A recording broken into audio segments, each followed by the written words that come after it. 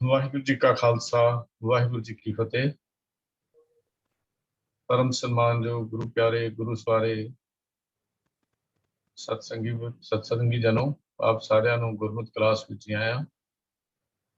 ਹਫਤਾਵਾਰੀ ਗੁਰਮਤਿ ਕਲਾਸ जो लगातार रोजाना गुरमति ਕਲਾਸ लगातार जो चल रही है, ਉਸ ਵਿੱਚ हर हफ्ते सोमवार ਦੇ सोमवार ਅਸੀਂ सवाल जवाब ਦੇ ਸੈਸ਼ਨ ਕਰਦੇ ਹਾਂ।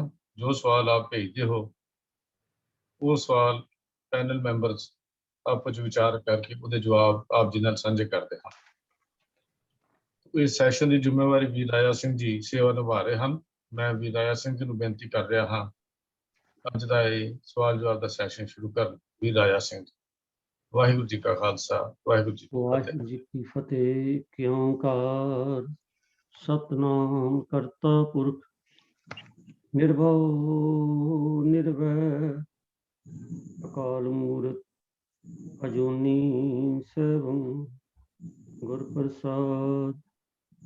ਵਾਹਿਗੁਰੂ ਵਾਹਿਗੁਰੂ ਵਾਹਿਗੁਰੂ ਵਾਹਿਗੁਰੂ ਵਾਹਿਗੁਰੂ ਵਾਹਿਗੁਰੂ। ਵਾਹਿਗੁਰੂ ਜੀ ਕਾ ਖਾਲਸਾ ਵਾਹਿਗੁਰੂ ਜੀ ਕੀ ਫਤਿਹ। ਸਾਰੀ ਸੰਗਤ ਨੂੰ ਜੀਓ ਆਇਆਂ। ਹਰ ਸੋਮਵਾਰ ਜੋ ਸਵਾਲ ਜਵਾਬ ਦਾ ਸੈਸ਼ਨ ਹੈ ਅੱਜ ਆਪਾਂ ਸ਼ੁਰੂ ਕਰਦੇ ਹਾਂ ਜੀ। ਸਭ ਤੋਂ ਪਹਿਲਾਂ ਜਿਹੜੇ ਪੈਨਲ ਮੈਂਬਰਸ ਨੇ ਉਹਨਾਂ ਨੂੰ ਬੇਨਤੀ ਕਰਾਂਗਾ ਵੀ ਉਹ ਸੰਗਤ ਨਾਲ ਫਤਿਹ ਸਾਂਝੀ ਕਰਨਗੇ ਜੀ। ਵੀਰ MP ਸਿੰਘ ਜੀ। ਵਾਹਿਗੁਰੂ ਜੀ ਕਾ ਖਾਲਸਾ ਵਾਹਿਗੁਰੂ ਜੀ ਕੀ ਫਤਿਹ।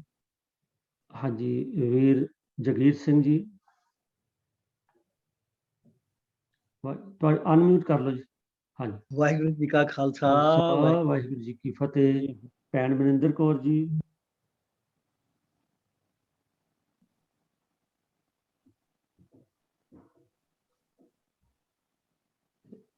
In the meantime, मैं बेनती कर रहे हैं साह किकर सिंह जी। वाहिगुरू जी का खालसा वाहिगुरू जी की फतेह जी।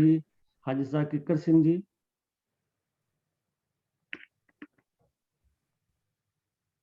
सरदार वाहिगुरू जी का खालसा वाहिगुरू जी की फतेह जी। हाँ जी भाई, खालसा जी फतेह जी। साह तजिंदर सिंह जी। MP सिंह जरा देखना आए कि नहीं आए हुए जी। अच्छा जी। वाहिगुरू जी का खालसा वाहिगुरू जी की फतेह। हाँ जी, प्रिंसिपल सुंदर सिंह जी। वाहिगुरू जी का खालसा वाहिगुरू जी की फतेह। साहब प्रभ कीर्तन सिंह जी। आज उन्होंने कुछ गला खराब है प्रभ कीर्तन सिंह जी का, ते शायद ज्वाइन तो कर गए ने प्रभ कीर्तन सिंह जी। वाहिगुरू जी की फतेह जी। हाँ जी, सा हरजीत सिंह जी ने पहले संगत नाल फतेह सांझ कीती है जी। तो सत्संग आपां सवालों वाल चलदे हैं। ਵੱਖ-ਵੱਖ विषयां दे सवाल आप जी ने जो भेजे हैं, पैनल मैंबर्स ने अपने वालों जो सतगुरु ने समर्था दी ਉਹਦੇ उत्तर बना के आप जी पास ले आए हैं। तो एक एक सवाल करके आप लेने हैं।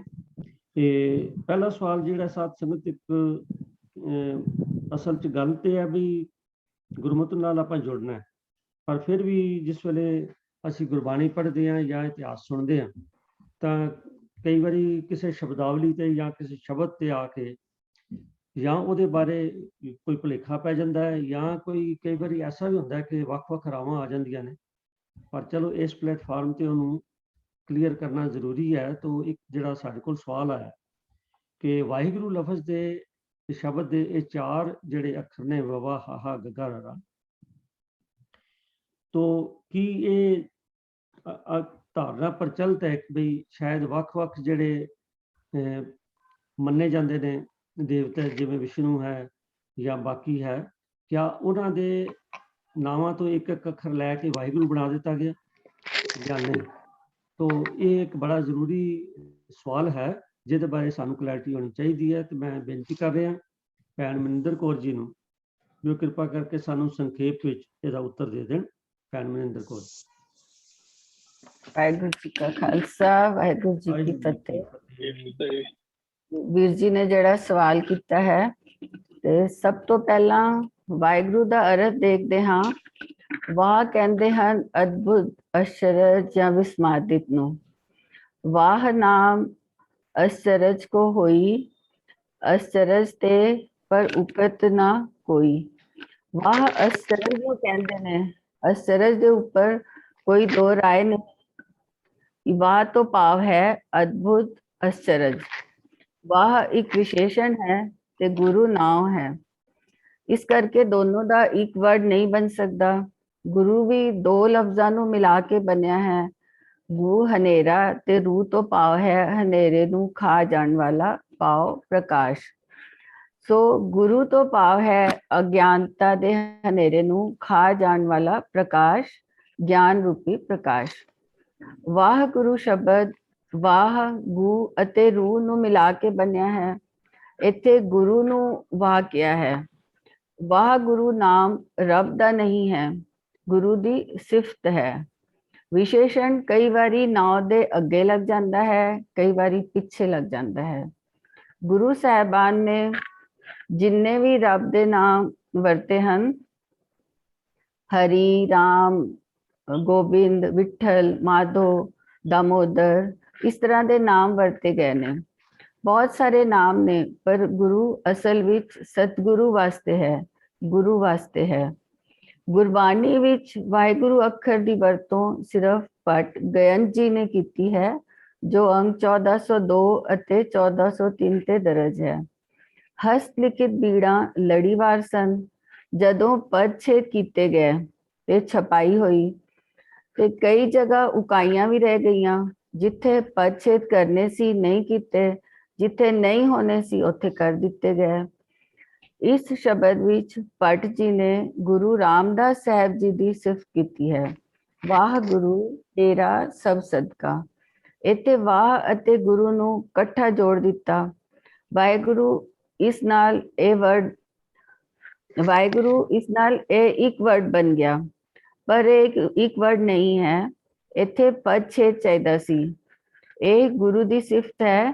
ਵਾਹ ਗੁਰੂ ਤੇਰਾ ਸਭ ਸਦਕਾ, ਵਾਹ ਗੁਰੂ ਤੂੰ ਵਾਹ ਹੈ। ਭਾਈ ਗੁਰਦਾਸ ਜੀ ਨੇ ਵੀ ਕਹਿ ਦਿੱਤਾ, ਵਾਹ ਗੁਰ ਮੰਤਰ ਹੈ ਜਪ ਹਉਮੈ ਖੋਈ। ਇਹ ਗੁਰੂ ਦੀ ਸਿਫਤ ਸਲਾਹ ਲਈ ਹੈ, ਇਸ ਲਈ ਵਾਹਿਗੁਰੂ ਨੂੰ ਗੁਰ ਮੰਤਰ ਕਿਹਾ ਹੈ, ਮੂਲ ਮੰਤਰ ਨਹੀਂ ਕਿਹਾ ਹੈ। ਵਾਹ ਇਹ ਫਾਰਸੀ ਦਾ ਸ਼ਬਦ ਹੈ ਅਤੇ ਗੁਰੂ ਸੰਸਕ੍ਰਿਤ ਦਾ, ਇਸ ਲਈ ਦੋ ਭਾਸ਼ਾਵਾਂ ਨੂੰ ਮਿਲਾ ਕੇ ਸਮਾਸੀ ਸ਼ਬਦ ਵੀ ਨਹੀਂ ਬਣ ਸਕਦਾ। ਜੋ ਸਵਾਲ ਹੈ ਇਹ ਭਾਈ ਗੁਰਦਾਸ ਜੀ ਦੀਆਂ ਵਾਰਾਂ ਵਿੱਚੋਂ ਪਹਿਲੀ ਵਾਰ ਦੀ 49 ਨੰਬਰ ਪੌੜੀ ਵਿੱਚੋਂ ਪੁੱਛਿਆ ਗਿਆ ਜਾਪਦਾ ਹੈ। ਗੁਰੂ ਸਾਹਿਬ ਨੇ ਜਦ ਇਸ ਦੀ ਵਰਤੋਂ ਕੀਤੀ ਤੇ ਗੁਰਵਾਹ ਕਿਹਾ, ਨਾਨਕ ਦਾਸ ਕਹੋ ਗੁਰਵਾਹ। ਇੱਥੇ ਵੀ ਗੁਰੂ ਦੀ ਸਿਫਤ ਕਰਨ ਵਾਸਤੇ ਹੈ। सतगुर सच्चे वाह सत संभालिया। सच्चा भी विशेषण है, वाह भी विशेषण है। ओ सदा स्थिर रहने वाला तंता योग है। वाह गुरु गुरु दी रब दी सिफत है। जदों नाम जपन दी गल आएगी, रब दा जपिया, जदों नाम जपन दी गल आएगी रब दा जपिया जाएगा। सिफत दी गल आएगी ते भी रब दी भी ਤੇ ਗੁਰੂ ਦੀ ਵੀ ਤੇ ਬਾਣੀ ਪੜਨ ਵਾਲੇ ਦੀ ਵੀ ਸਿਫਤ ਤੇ ਸਾਰਿਆਂ ਨੂੰ ਹੀ ਵਾਹ ਕਹਿਣਾ ਹੈ। ਤਿਸ ਕੋ ਵਾਹ ਵਾਹ ਜੇ ਸ਼ਬਦ ਸੁਣਾਵੇ, ਸੰਗਤ ਰੂਪ ਵਿੱਚ ਬੈਠ ਕੇ ਜੋ ਪਰਵਾਨ ਹੋ ਗਏ ਉਹਨਾਂ ਦੀ ਵੀ ਵਾਹ ਹੈ। ਵਾਹ ਵਾਹ ਕਰੇ ਸਹੀ ਜਨ ਸੋਨੇ, ਤਿਨ ਕੋ ਪਰਜਾ ਪੂਜਨ ਆਈ। ਬਾਣੀ ਨੂੰ ਵੀ ਵਾਹ ਕਿਹਾ ਹੈ। ਗੁਰੂ ਦੀ ਸਿਫਤ ਅਸੀਂ ਕਰਨੀ ਹੈ, ਗੁਰਮੁਖਾਂ ਦੀ ਵੀ ਕਰਨੀ ਹੈ, ਗੁਰਬਾਣੀ ਗਾਉਣ ਵਾਲੇ ਦੀ ਵੀ ਕਰਨੀ ਹੈ, ਸੰਗਤਾਂ ਜਿਹੜੀਆਂ ਸਮਰਪਿਤ ਹਨ ਉਹਨਾਂ ਦੀ ਵੀ ਕਰਨੀ ਹੈ। ਪਰ ਵਾਹਿਗੁਰੂ ਸ਼ਬਦ ਵਾਹਿਗੁਰੂ ਵਾਹਿਗੁਰੂ ਰਟਨ ਕਰਨ ਲਈ ਨਹੀਂ ਹੈ, ਬਲਕਿ ਅਕਾਲ ਪੁਰਖ ਵਾਲਾ ਸਿਧਾਂਤ ਦ੍ਰਿੜ ਕਰਾ ਕੇ ਜਿੱਥੇ ਇਹ ਸਾਰਾ ਕੁਝ ਪੈਦਾ ਹੋਇਆ ਉਸ ਵਿੱਚ ਸਮਾਉਣ ਦੀ ਜੁਗਤ ਦਿੱਤੀ ਹੈ। ਪਹਿਲੀ ਗੱਲ, ਗੁਰਮਤ ਸਿਧਾਂਤ ਅਧੀਨ ਜੁਗਾਂ ਦੀ ਕੋਈ ਹੋਂਦ ਨਹੀਂ ਹੈ। ਗੁਰਮਤ ਇਹਨਾਂ ਦੀ ਕੋਈ ਫਿਲਾਸਫੀ ਨੂੰ ਨਹੀਂ ਮੰਨਦੀ। ਆਸਾ ਕੀ ਵਾਰ ਵਿੱਚ ਇਹਨਾਂ ਜੁਗਾਂ ਦੀ ਗੱਲ ਕਰਦੇ ਹੋਏ ਸਤਿਗੁਰੂ ਜੀ ਫਰਮਾਉਂਦੇ ਹਨ, कि ਇਹ वेद अपनी अपनी फिलॉसफी दिंदे होए कहते हैं कि चारे वेद होए सचार, पढ़े गुने 3-4 विचार। पर सतगुरु जी अपना निर्णय देंदे होए फरमाते हैं, पाओ भगत कर नीच सदाए, तो नानक मोख अंतर पाए। दूजी गल, गुरमत किते भी इको नाम दे रटन नूं भगती नहीं कहंदी। सतगुरु जी फरमाते हैं, बिन गुण कीते भगत ना होई। गुरु साहब ने अकाल पुरख दे नेम ਦਾ ਸਿਧਾਂਤ ਦ੍ਰਿੜ ਕਰਨ ਨੂੰ ਹੀ ਭਗਤੀ ਕਿਹਾ, ਤਾਂ ਜੋ ਮਨੁੱਖ ਆਪਣੇ ਅਸਲੇ ਨਾਲ ਜੁੜ ਸਕੇ, ਮੂਲ ਦੀ ਪਹਿਚਾਨ ਕਰ ਸਕੇ। ਗੁਰਮਤਿ ਦੀ ਰੋਸ਼ਨੀ ਵਿੱਚ ਭਾਈ ਗੁਰਦਾਸ ਜੀ ਦੀ ਵੀ ਇਸ ਪੌੜੀ ਦੇ ਅਰਥ ਸਮਝਣ ਦੀ ਕੋਸ਼ਿਸ਼ ਕਰੀਏ। ਸਤਿਗੁਰ ਸਤਜੁਗ ਵਾਸਦੇਵ ਵੱਵਾ ਵਿਸ਼ਨੂੰ ਨਾਮ ਜਪਾਵੇ। ਪਹਿਲਾਂ ਤਾਂ ਭਾਈ ਵੀਰ ਸਿੰਘ ਜੀ ਦੇ ਨਾਨਾ ਜੀ ਸਨ ਹਜ਼ਾਰਾ ਸਿੰਘ, ਉਹਨਾਂ ਨੇ ਅਰਥ ਲਿਖੇ ਪਰ ਛਾਪੇ ਨਹੀਂ। ਪਹਿਲੀ ਪ੍ਰੈਸ ਭਾਈ ਵੀਰ ਸਿੰਘ ਜੀ ਦੀ ਸੀ, ਉਹਨਾਂ ਅਰਥ ਦੀ ਸੰਪਾਦਨਾ ਵੀਰ ਸਿੰਘ ਜੀ ਨੇ ਕੀਤੀ ਤੇ ਛਪਵਾਇਆ, ਜਿਸ ਵਿੱਚ ਗੁਰੂ ਨਾਨਕ ਸਾਹਿਬ ਜੀ ਨੂੰ ਅਵਤਾਰਵਾਦ ਵਿੱਚ ਦਿਖਾਇਆ ਗਿਆ, ਜੋ ਕਿ ਬਿਲਕੁਲ ਗੁਰਮਤਿ ਸਿਧਾਂਤਾਂ ਦੇ ਉਲਟ ਹੈ। ਭਾਈ ਗੁਰਦਾਸ ਜੀ ਅਵਤਾਰ ਵੰਡ ਦਾ ਖੰਡਨ ਕਰ ਰਹੇ ਹਨ। ਸਤਜੁਗ ਵਿੱਚ ਬੱਬਾ ਵਾਸਦੇਵ ਹੈ ਤੇ ਇਸ ਦਾ ਨਾਮ ਵਿਸ਼ਨੂੰ ਵਿਸ਼ਨੂੰ ਕਰਕੇ ਜਪਿਆ ਜਾ ਰਿਹਾ ਹੈ। ਦੁਆਪਰ ਵਿੱਚ ਸਤਗੁਰ ਕ੍ਰਿਸ਼ਨ ਹੈ ਤੇ ਹਾਹਾ ਹਰੀ ਹਰੀ ਨਾਮ ਜਪਾਇਆ ਹੈ। ਤ੍ਰੇਤੇ ਵਿੱਚ ਸਤਗੁਰੂ ਰਾਮ ਜੀ ਤੇ ਉਹ ਰਾਰਾ ਰਾਮ ਦਾ ਨਾਮ ਜਪਣ ਦੀ ਗੱਲ ਕਰਦੇ ਹਨ ਤੇ ਜੀਵਨ ਵਿੱਚ ਸੁਖ ਪ੍ਰਾਪਤੀ ਦੀਆਂ ਗੱਲਾਂ ਕਰਦੇ ਹਨ। ਕਲਯੁਗ ਵਿੱਚ ਜੇ ਨਾਨਕ ਆਇਆ, ਉਸਨੇ ਨਾਨਕ ਨਾਨਕ ਨਹੀਂ ਜਪਾਇਆ, ਬਲਕਿ ਗੋਬਿੰਦ ਅਕਾਲ ਪੁਰਖ ਦਾ ਨਾਮ ਹੀ ਜਪਾਇਆ। 4 ਯੁਗਾਂ ਦੇ ਅਵਤਾਰ ਗੁਰੂ ਨਾਨਕ ਨੇ ਗੋਬਿੰਦ ਨਾਮ ਦ੍ਰਿੜ ਕਰਕੇ ਇਹਨਾਂ ਸਾਰੇ ਯੁਗਾਂ ਦੀ ਗੱਲ ਹੀ ਮੁਕਾ ਦਿੱਤੀ। ਚਾਰੇ ਯੁਗਾਂ ਦਾ ਜੋ ਅਲੱਗ-ਅਲੱਗ ਸਿਲਸਿਲਾ ਵੰਡਿਆ ਸੀ, ਉਸਨੂੰ ਇੱਕ ਥਾਂ ਤੇ ਲਿਆ ਕੇ ਅਕਾਲ ਪੁਰਖ ਦਾ ਇੱਕੋ ਇੱਕ ਮੰਤਰ ਦ੍ਰਿੜ ਕਰਾ ਦਿੱਤਾ। ਬਲਕਿ ਅਕਾਲ ਪੁਰਖ ਵਾਲਾ ਸਿਧਾਂਤ ਦ੍ਰਿੜ ਕਰਵਾ ਕੇ ਜਿੱਥੋਂ ਇਹ ਸਾਰਾ ਕੁਝ ਪੈਦਾ ਕੀਤਾ ਹੋਇਆ ਹੈ, ਉਸ ਵਿੱਚ ਸਮਾਉਣ ਦੀ ਜੁਗਤ ਦੇ ਦਿੱਤੀ। ਸੋ ਵਾਹਿਗੁਰੂ ਸ਼ਬਦ ਗੁਰੂ ਨੂੰ ਵਾਹ ਕਹਿਣਾ ਹੈ। ਜ਼ਿੰਦਗੀ ਦੇ ਸਫ਼ਰ ਵਿੱਚ ਵਿਚਰਦਿਆਂ ਜੇ ਮੈਂ ਕਿਸੇ ਦਾ ਹੱਕ ਮਾਰਨ ਲੱਗਾ ਤੇ ਮੇਰੇ ਅੰਦਰ ਗੁਰੂ ਦੀ ਬਾਣੀ ਬੋਲ ਉੱਠੀ, ਹੱਕ ਪਰਾਇਆ ਨਾਨਕਾ ਉਸ ਸੂਰ ਉਸ ਗਾਏ, ਗੁਰ ਪੀਰ ਹਾਮਾ ਤਾਂ ਪਰੇ ਜਾਂ ਮੁਰਦਾਰ ਨਾ ਖਾਏ। ਮੈਂ ਹੱਥ ਪਿੱਛੇ ਖਿੱਚ ਲਿਆ, ਵਾਹਿਗੁਰੂ ਤੂੰ ਮੈਨੂੰ ਪਾਪ ਕਰਨ ਤੋਂ ਬਚਾ ਲਿਆ। ਮੇਰੇ ਜੀਵਨ ਵਿੱਚ ਤਬਦੀਲੀ ਆਈ, ਵਾਹਿਗੁਰੂ ਤੂੰ ਮੈਨੂੰ ਝੂਠ ਬੋਲਣ ਤੋਂ ਬਚਾ ਲਿਆ। ਵਾਹ ਉਹ ਵਿਸਮਾਦ ਹੈ ਜੋ ਜ਼ਿੰਦਗੀ ਵਿੱਚ ਇੱਕੋ ਦਮ ਆਪ ਮੁਹਾਰੇ ਨਿਕਲਦਾ ਹੈ। ਜਿਹੜਾ ਇੱਕੋ ਦਮ ਮੂੰਹ ਨਿਕਲ ਜਾਂਦਾ ਹੈ, ਉਹ ਵਾਹ ਹੈ। ਮੈਂ ਫਿਰ ਤੋਂ ਰਿਪੀਟ ਕਰ ਰਹੀ ਹਾਂ ਕਿ ਗੁਰਮਤਿ ਸਿਧਾਂਤ ਅਧੀਨ ਯੁਗਾਂ ਦੀ ਕੋਈ ਹੋਂਦ ਨਹੀਂ ਹੈ। ਗੁਰਮਤਿ ਇਹਨਾਂ ਦੀ ਕੋਈ ਫਿਲਾਸਫੀ ਨੂੰ ਨਹੀਂ ਮੰਨਦੀ ਹੈ। ਵਾਹਿਗੁਰੂ ਜੀ ਕਾ ਖਾਲਸਾ, ਵਾਹਿਗੁਰੂ ਜੀ ਕੀ ਫਤਿਹ। ਤੋ ਭੈਣ ਜੀ ਨੇ ਪੂਰੀ ਡਿਟੇਲ ਵਿੱਚ ਦੱਸਿਆ। ਤਾਂ ਸਾਧ ਸੰਗਤ ਜੀ, ਲੋੜ ਤਾਂ ਹੈ ਕਿ ਅਸੀਂ ਗੁਰਬਾਣੀ ਜੋ ਸਾਨੂੰ ਉਪਦੇਸ਼ ਦਿੰਦੀ ਹੈ, ਉਸ ਉਪਦੇਸ਼ ਨੂੰ ਆਪਣੇ ਜੀਵਨ ਵਿੱਚ ਢਾਲ ਕੇ ਅਸੀਂ ਇੱਕ ਚੰਗਾ ਜੀਵਨ, ਨਰੋਆ ਜੀਵਨ ਬਣਾਈਏ, ਤਾਂ ਜੋ ਮਨੁੱਖਾ ਜਨਮ ਸਫਲ ਹੋ ਸਕੇ। ਬਾਕੀ ਕੋਈ ਲਫ਼ਜ਼, ਕੋਈ ਸ਼ਬਦ ਕਿੱਥੋਂ ਆਇਆ, ਕਿੱਦਾਂ ਬਣਿਆ, ਠੀਕ ਹੈ, ਗਿਆਨ ਰੱਖਣਾ ਚਾਹੀਦਾ, ਪਰ ਜ਼ਿਆਦਾ ਜ਼ੋਰ ਜਿਹੜਾ ਹੈ, ਮੈਂ ਫਿਰ ਬੇਨਤੀ ਕਰਦੇ ਹਾਂ, ਇਸੇ ਤੇ ਹੈ ਕਿ ਸਾਡਾ ਜੀਵਨ ਕਿਵੇਂ ਇੰਪਰੂਵ ਹੋ ਸਕੇ। ਜੇ ਜੀਵਨ ਨਹੀਂ ਇੰਪਰੂਵ ਹੋਇਆ ਤੇ ਸਿਰਫ ਗਿਆਨ ਜਿਹੜਾ ਹੈ, ਉਹ ਮਤਲਬ ਗਿਆਨ ਜ਼ਰੂਰੀ ਹੈ, ਮੈਂ ਫਿਰ ਕਹਿ ਰਿਹਾ, ਇਹਦਾ ਕੋਈ ਗਲਤ ਮਤਲਬ ਨਾ ਨਿਕਲੇ। ਗਿਆਨ ਤਾਂ ਬਹੁਤ ਜ਼ਰੂਰੀ ਹੈ, ਪਰ ਗਿਆਨ ਤੋਂ ਜ਼ਿਆਦਾ ਜੇ ਗਿਆਨ ਪ੍ਰਾਪਤ ਕਰਕੇ ਧਿਆਨ ਨਹੀਂ ਜੁੜਿਆ ਤੇ ਸੋ ਲੋੜ ਹੈ ਵੀ ਸਾਡਾ ਧਿਆਨ ਜੁੜਨਾ ਚਾਹੀਦਾ। ਤੋ ਆਸ ਹੈ ਇਹ ਵੀਰ ਹਰਦੇਵ ਸਿੰਘ ਜੀ ਦਾ ਸਵਾਲ ਸੀ, ਬਈ ਉਹਨਾਂ ਨੂੰ ਔਰ ਬਾਕੀ ਸੰਗਤ ਨੂੰ ਇਸ ਸਵਾਲ ਦਾ ਉੱਤਰ ਮਿਲ ਗਿਆ। ਔਰ ਇਸ ਤੋਂ ਬਾਅਦ ਕੋਈ ਹੋਰ ਇਨਪੁਟ ਆਏਗੀ, ਅਸੀਂ ਵੈਲਕਮ ਕਰਾਂਗੇ। ਧੰਨਵਾਦ ਜੀ ਭੈਣ ਜੀ ਆਪ ਜੀ ਦਾ। ਤੋ ਸਾਧ ਸੰਗਤ ਜੀ, ਜਿਸ ਵੇਲੇ ਆਪਾਂ ਗੁਰਬਾਣੀ ਪੜ੍ਹਦੇ ਹਾਂ ਤਾਂ ਜਿਹੜੇ ਗੁਰਬਾਣੀ ਨੂੰ ਜ਼ਿਆਦਾ ਨੀਝ ਲਾ ਕੇ ਪੜ੍ਹਦੇ ਨੇ, ਭਾਵ ਗੁਰਬਾਣੀ ਵਿਆਕਰਣ ਦੀ ਕਸਵੱਟੀ ਤੇ, ਤਾਂ ਕਈਆਂ ਅੱਖਰਾਂ ਬਾਰੇ ਕਲੈਰਿਟੀ ਦੀ ਜ਼ਰੂਰਤ ਪੈ ਜਾਂਦੀ ਹੈ। ਇੱਕ ਐਸਾ ਸਾਡੇ ਕੋਲ ਸਵਾਲ ਆਇਆ, ਸ੍ਰੀ ਗੁਰੂ ਗ੍ਰੰਥ ਸਾਹਿਬ ਜੀ ਦੇ ਪੰਨਾ 1396 ਤੇ ਸਤਿਗੁਰ ਪੂਰ ਜਨੈ ਕੀ ਆਸਾ, तो ये बचन जिहड़े ने ये भट्ट साहबान ने गुरु रामदास जी की उस्तत विच सवैयां च लिखे ने। तो सवाल करने वाले अवतार सिंह जी पूछते हैं शब्द जना एक वचन है कि बहुवचन, इस अर्थ जन की है कि जना की। दूजा उन्होंने कहा कि शब्दां दा अंत विच मुक्ता हाहा होवे, वो जां तां क्रिया हुंदी है या बहुवचन हुंदा है। सो इस करके ये दसो भी ये सतगुरपुर जना की आसा है, जना ये एक वचन है बहुवचन है। मैं बेनती कर रहा सर जगीर सिंह जी नूं भी वो किरपा करके इस सवाल का उत्तर देंगे। सर जगीर सिंह जी। वाहिगुरू जी का खालसा, वाहिगुरू जी की फतेह।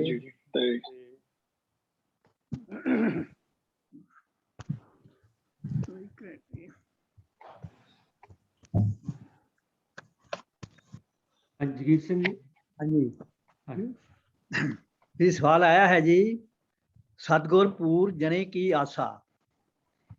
वैसे कोई भी शब्द होवे ਅਸੀਂ ਉਹਦੇ ਨਾਲ ਅਖੀਰ ਦੇ ਵਿੱਚ ਹਾਹਾ ਲਾ ਦਈਏ ਤਕਰੀਬਨ ਉਹ ਬਹੁਤ ਵਚਨ ਬਣ ਜਾਂਦਾ। ਜੇ ਨੰਨਾ ਵੀ ਲਾ ਦਈਏ ਤਾਂ ਹੀ ਬਹੁਤ ਵਚਨ ਬਣ ਜਾਂਦਾ, ਹਾਹਾ ਲਾ ਦਈਏ ਤਾਂ ਹੀ ਬਹੁਤ ਵਚਨ ਬਣ ਜਾਂਦਾ।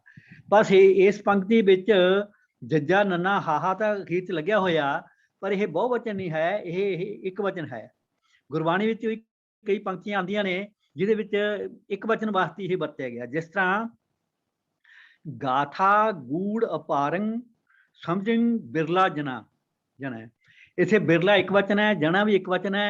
इसे यह बहु वचन वास्ते नहीं आया, एक वचन वास्ते ही आया है। एक सतबाणी दे विच भी पंक्ति आंदी है, हर पैज राखो हर जने केरी, हर देहो नाम निरंजनो। इत्थे भी जिहड़ा जने हैगा वो एक वचन वास्ते ही आया। ये जिहड़ा जने शब्द हैगा गुरबाणी विच बहु वचन किते भी नहीं आया हैगा।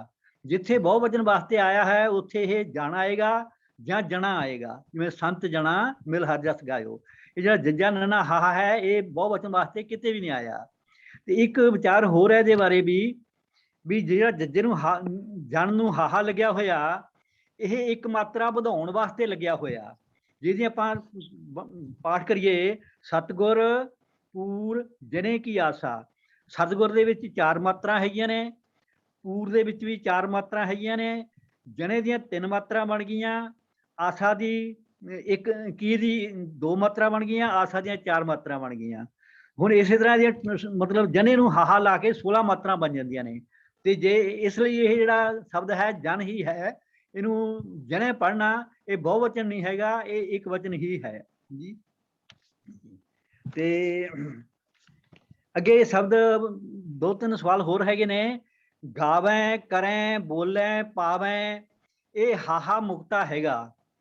ਇਹ ਕਿਰਿਆ ਹੈਗੀਆਂ ਨੇ, ਇਹਦੇ ਕਿਰਿਆ ਹੈਗੀਆਂ ਨੇ ਫਸਟ ਪਰਸਨ ਬਹੁ ਵਚਨ ਵਾਸਤੇ ਹੈ, ਅਸੀਂ ਵਾਸਤੇ ਹੈ, ਹਮ ਵਾਸਤੇ ਹੈ। ਜਦੋਂ ਗੁਰਬਾਣੀ ਦੇ ਵਿੱਚ ਹਮ ਬਾਰੇ ਕੋਈ ਕਿਰਿਆ ਆਵੇ ਤਾਂ ਉਹਦਾ ਲਾਸਟ ਦੇ ਵਿੱਚ ਜਿਹੜਾ ਹਾਹਾ ਹੁੰਦਾ ਉਹ ਮੁਕਤਾ ਹੁੰਦਾ।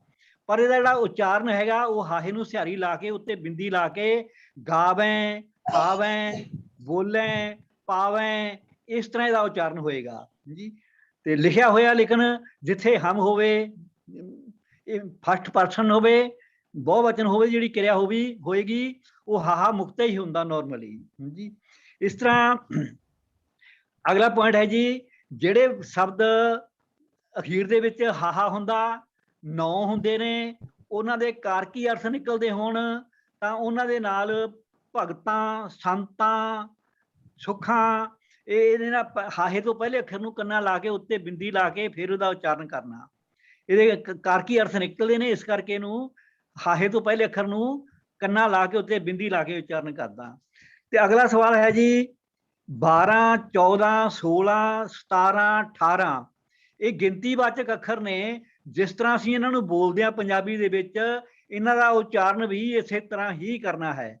ਜਿਵੇਂ ਲਿਖਿਆ ਹੋਇਆ ਚੱਚਾ ਊੜੇ ਨੂੰ ਔਂਕੜ ਦੱਦਾ ਹਾਹਾ ਜੀ 14, ਇਹਨੂੰ 14 ਪਾਠ ਨਹੀਂ ਕਰਨਾ, ਇਹਨੂੰ 14 16 17 18 ਇਦਾਂ ਪਾਠ ਕਰਨਾ ਹੈਗਾ ਜੀ। ਇੱਕ ਦੋ ਮੈਂ ਹੋਰ ਵੀ ਪੁਆਇੰਟ ਦੱਸ ਦੇਵਾਂ। ਹਾਹੇ ਦੇ ਬਾਰੇ ਬੜਾ ਭੁਲੇਖਾ ਪੈਂਦਾ ਵੀ ਹਾਹੇ ਦਾ ਉਚਾਰਨ ਕਿੱਦਾਂ ਕਰਨਾ। ਤੇ ਜੇ ਫਾਰਸੀ ਦੇ ਅੱਖਰ ਹੋਣ ਅਖੀਰ ਦੇ ਵਿੱਚ ਹਾਹਾ ਮੁਕਤਾ ਹੋਵੇ ਤਾਂ ਪਹਿਲੇ ਅੱਖਰ ਨੂੰ ਕੰਨਾਂ ਲਾ ਕੇ ਉਚਾਰਨ ਕਰਨਾ। ਜਿਵੇਂ ਅੱਲਾ ਲਿਖਿਆ ਹੁੰਦਾ ਆੜਾ ਲੱਲਾ ਹਾਹਾ, ਇਹਨੂੰ ਅੱਲਾ ਪਾਠ ਕਰਾਂਗੇ। ਕੁਲਾ, ਕੁਲਾ ਮੈਨੇ ਟੋਪੀ, ਇਹਨੂੰ ਕੁਲਾ ਪਾਠ ਨਹੀਂ ਕਰਨਾ ਹੈਗਾ, ਇਸ ਤਰ੍ਹਾਂ ਗਿਰਫਤਾ, ਇਹਨੂੰ ਗਿਰਫਤੈ ਪਾਠ ਨਹੀਂ ਕਰਨਾ ਹੈਗਾ ਜੀ। ਹੁਣ ਅਗਲਾ ਇੱਕ ਪੁਆਇੰਟ ਹੋਰ ਹੈਗਾ ਜੀ, ਵੀ ਜੇ ਕੋਈ ਸ਼ਬਦ ਨਾਉਨ ਹੋਵੇ, ਪੁਲਿੰਗ ਹੋਵੇ, ਉਹਦਾ ਹਾਹੇ ਨੂੰ ਸਿਹਾਰੀ ਦੀ ਲੱਗੀ ਹੋਵੇ ਜਾਂ ਔਂਕੜ ਲੱਗਿਆ ਹੋਵੇ, ਉਹ ਵੀ ਨਹੀਂ ਉਚਾਰਨ ਕਰਨਾ। ਜਿਵੇਂ ਰਾਹ, ਰਾਰੇ ਨੂੰ ਕਰਨਾ ਹਾਹੇ ਨੂੰ ਸਿਹਾਰੀ, ਇਹਨੂੰ ਰਾਹੇ ਨਹੀਂ ਪੜਨਾ, ਰਾਹ ਪੜਨਾ। ਖੂਹ, ਖੱਖੇ ਨੂੰ ਦਲੈਂਕੜ, ਹਾਹੇ ਨੂੰ ਸਿਹਾਰੀ, ਇਹਨੂੰ ਖੂਹੇ ਨਹੀਂ ਪੜਨਾ, ਖੂਹ ਪੜਨਾ। ਜੇ ਜਿਵੇਂ ਰਾਹ ਹੋ ਗਿਆ, ਹਾਹੇ ਨੂੰ ਔਂਕੜ ਵੀ ਲੱਗਿਆ ਹੁੰਦਾ ਕੀ ਥਾਂ ਤੇ, ਉਹਨੂੰ ਵੀ ਰਾਹੋ ਨਹੀਂ ਪੜਨਾ, ਰਾਹ ਵੀ ਪੜਨਾ। ਅਸਗਾ, ਬੇਪਰਵਾਹ, ਇਸ ਤਰ੍ਹਾਂ ਅਸੀਂ ਇਹਨਾਂ ਦਾ ਉਚਾਰਨ ਕਰਨਾ। ਪਰ ਜੇ ਕੋਈ ਸ਼ਬਦ ਸੰਸਕ੍ਰਿਤ ਦਾ ਹੋਵੇ ਕਿਰਿਆ, ਵਰਬ ਹੋਵੇ, ਅਖੀਰਲਾ ਅੱਖਰ ਹਾਹਾ ਹੋਵੇ, ਤੇ ਉੱਥੇ ਆਪਾਂ ਪਾਠ ਹਾਹੇ ਤੋਂ ਪਹਿਲੇ ਅੱਖਰ ਨੂੰ ਦਲਾਵਾਂ ਲਾ ਕੇ ਹੀ ਪਾਠ ਕਰਨਾ। ਜਿਵੇਂ ਖੰਡਣਾ, ਧਾਰਨਾ, ਭੋਗਣਾ, ਇਹਨਾਂ ਪਾਠ ਇਦਾਂ ਕਰਨਾ। ਇਹ ਹਾਹੇ ਦੇ ਉਚਾਰਨ ਬਾਰੇ ਆਪਣੇ YouTube ਦੇ ਉੱਪਰ ਗੁਰਮਤਿ ਵਿਚਾਰ ਸਿੱਖ ਮਿਸ਼ਨਰੀ ਕਾਰਜ ਲੁਧਿਆਣਾ ਵੱਲੋਂ ਇੱਕ PDF ਪਾਈ ਹੋਈ ਹੈ। ਉਹਦੇ ਵਿੱਚ ਹਾਹੇ ਦੇ ਉਚਾਰਨ ਬਾਰੇ 37 ਨਿਯਮ ਲਿਖੇ ਗਏ ਨੇ। ਸੰਗਤਾਂ ਨੂੰ ਬੇਨਤੀ ਕੀਤੀ ਜਾਂਦੀ ਹੈ ਕਿ ਪੂਰੀ ਡਿਟੇਲ ਦੇ ਵਿੱਚ ਪੜ੍ਹਨ ਵਾਸਤੇ ਉਹ PDF ਜ਼ਰੂਰ ਦੇਖੋ ਜੀ। ਵਾਹਿਗੁਰੂ ਜੀ ਕਾ ਖਾਲਸਾ, ਵਾਹਿਗੁਰੂ ਜੀ ਕੀ ਫਤਿਹ। ਇਹ ਗੁਰਬਾਣੀ ਦਾ ਇਹ ਜਿਹੜਾ ਪੱਖ ਹੈ ਜੀ, ਵਿਆਕਰਣ ਤੇ ਉਚਾਰਨ ਪੱਖ, ਇਹ ਕਾਫੀ ਔਖਾ ਹੈ, ਇਹਦੇ ਤੇ ਜ਼ਿਆਦਾ ਧਿਆਨ ਮੰਗਦਾ। ਤੋ ਇਹ ਵੀਰ ਕਿੱਕਰ ਸਿੰਘ ਜੀ ਔਰ ਜਗੀਰ ਸਿੰਘ ਜੀ ਮਦਦ ਕਰਦੇ ਨੇ, ਕਿਉਂਕਿ ਇਹਨਾਂ ਦੀ ਇਹ ਸਪੈਸ਼ਲਾਈਜੇਸ਼ਨ ਹੈ, ਇਹਨਾਂ ਕੋਲ ਅਸੀਂ ਗਾਈਡੈਂਸ ਲੈਂਦੇ ਹਾਂ। ਤਾਂ ਅੱਜ ਵੀ ਇਹਨਾਂ ਨੇ ਵੀਰ ਤਾਰ ਸਿੰਘ ਦੇ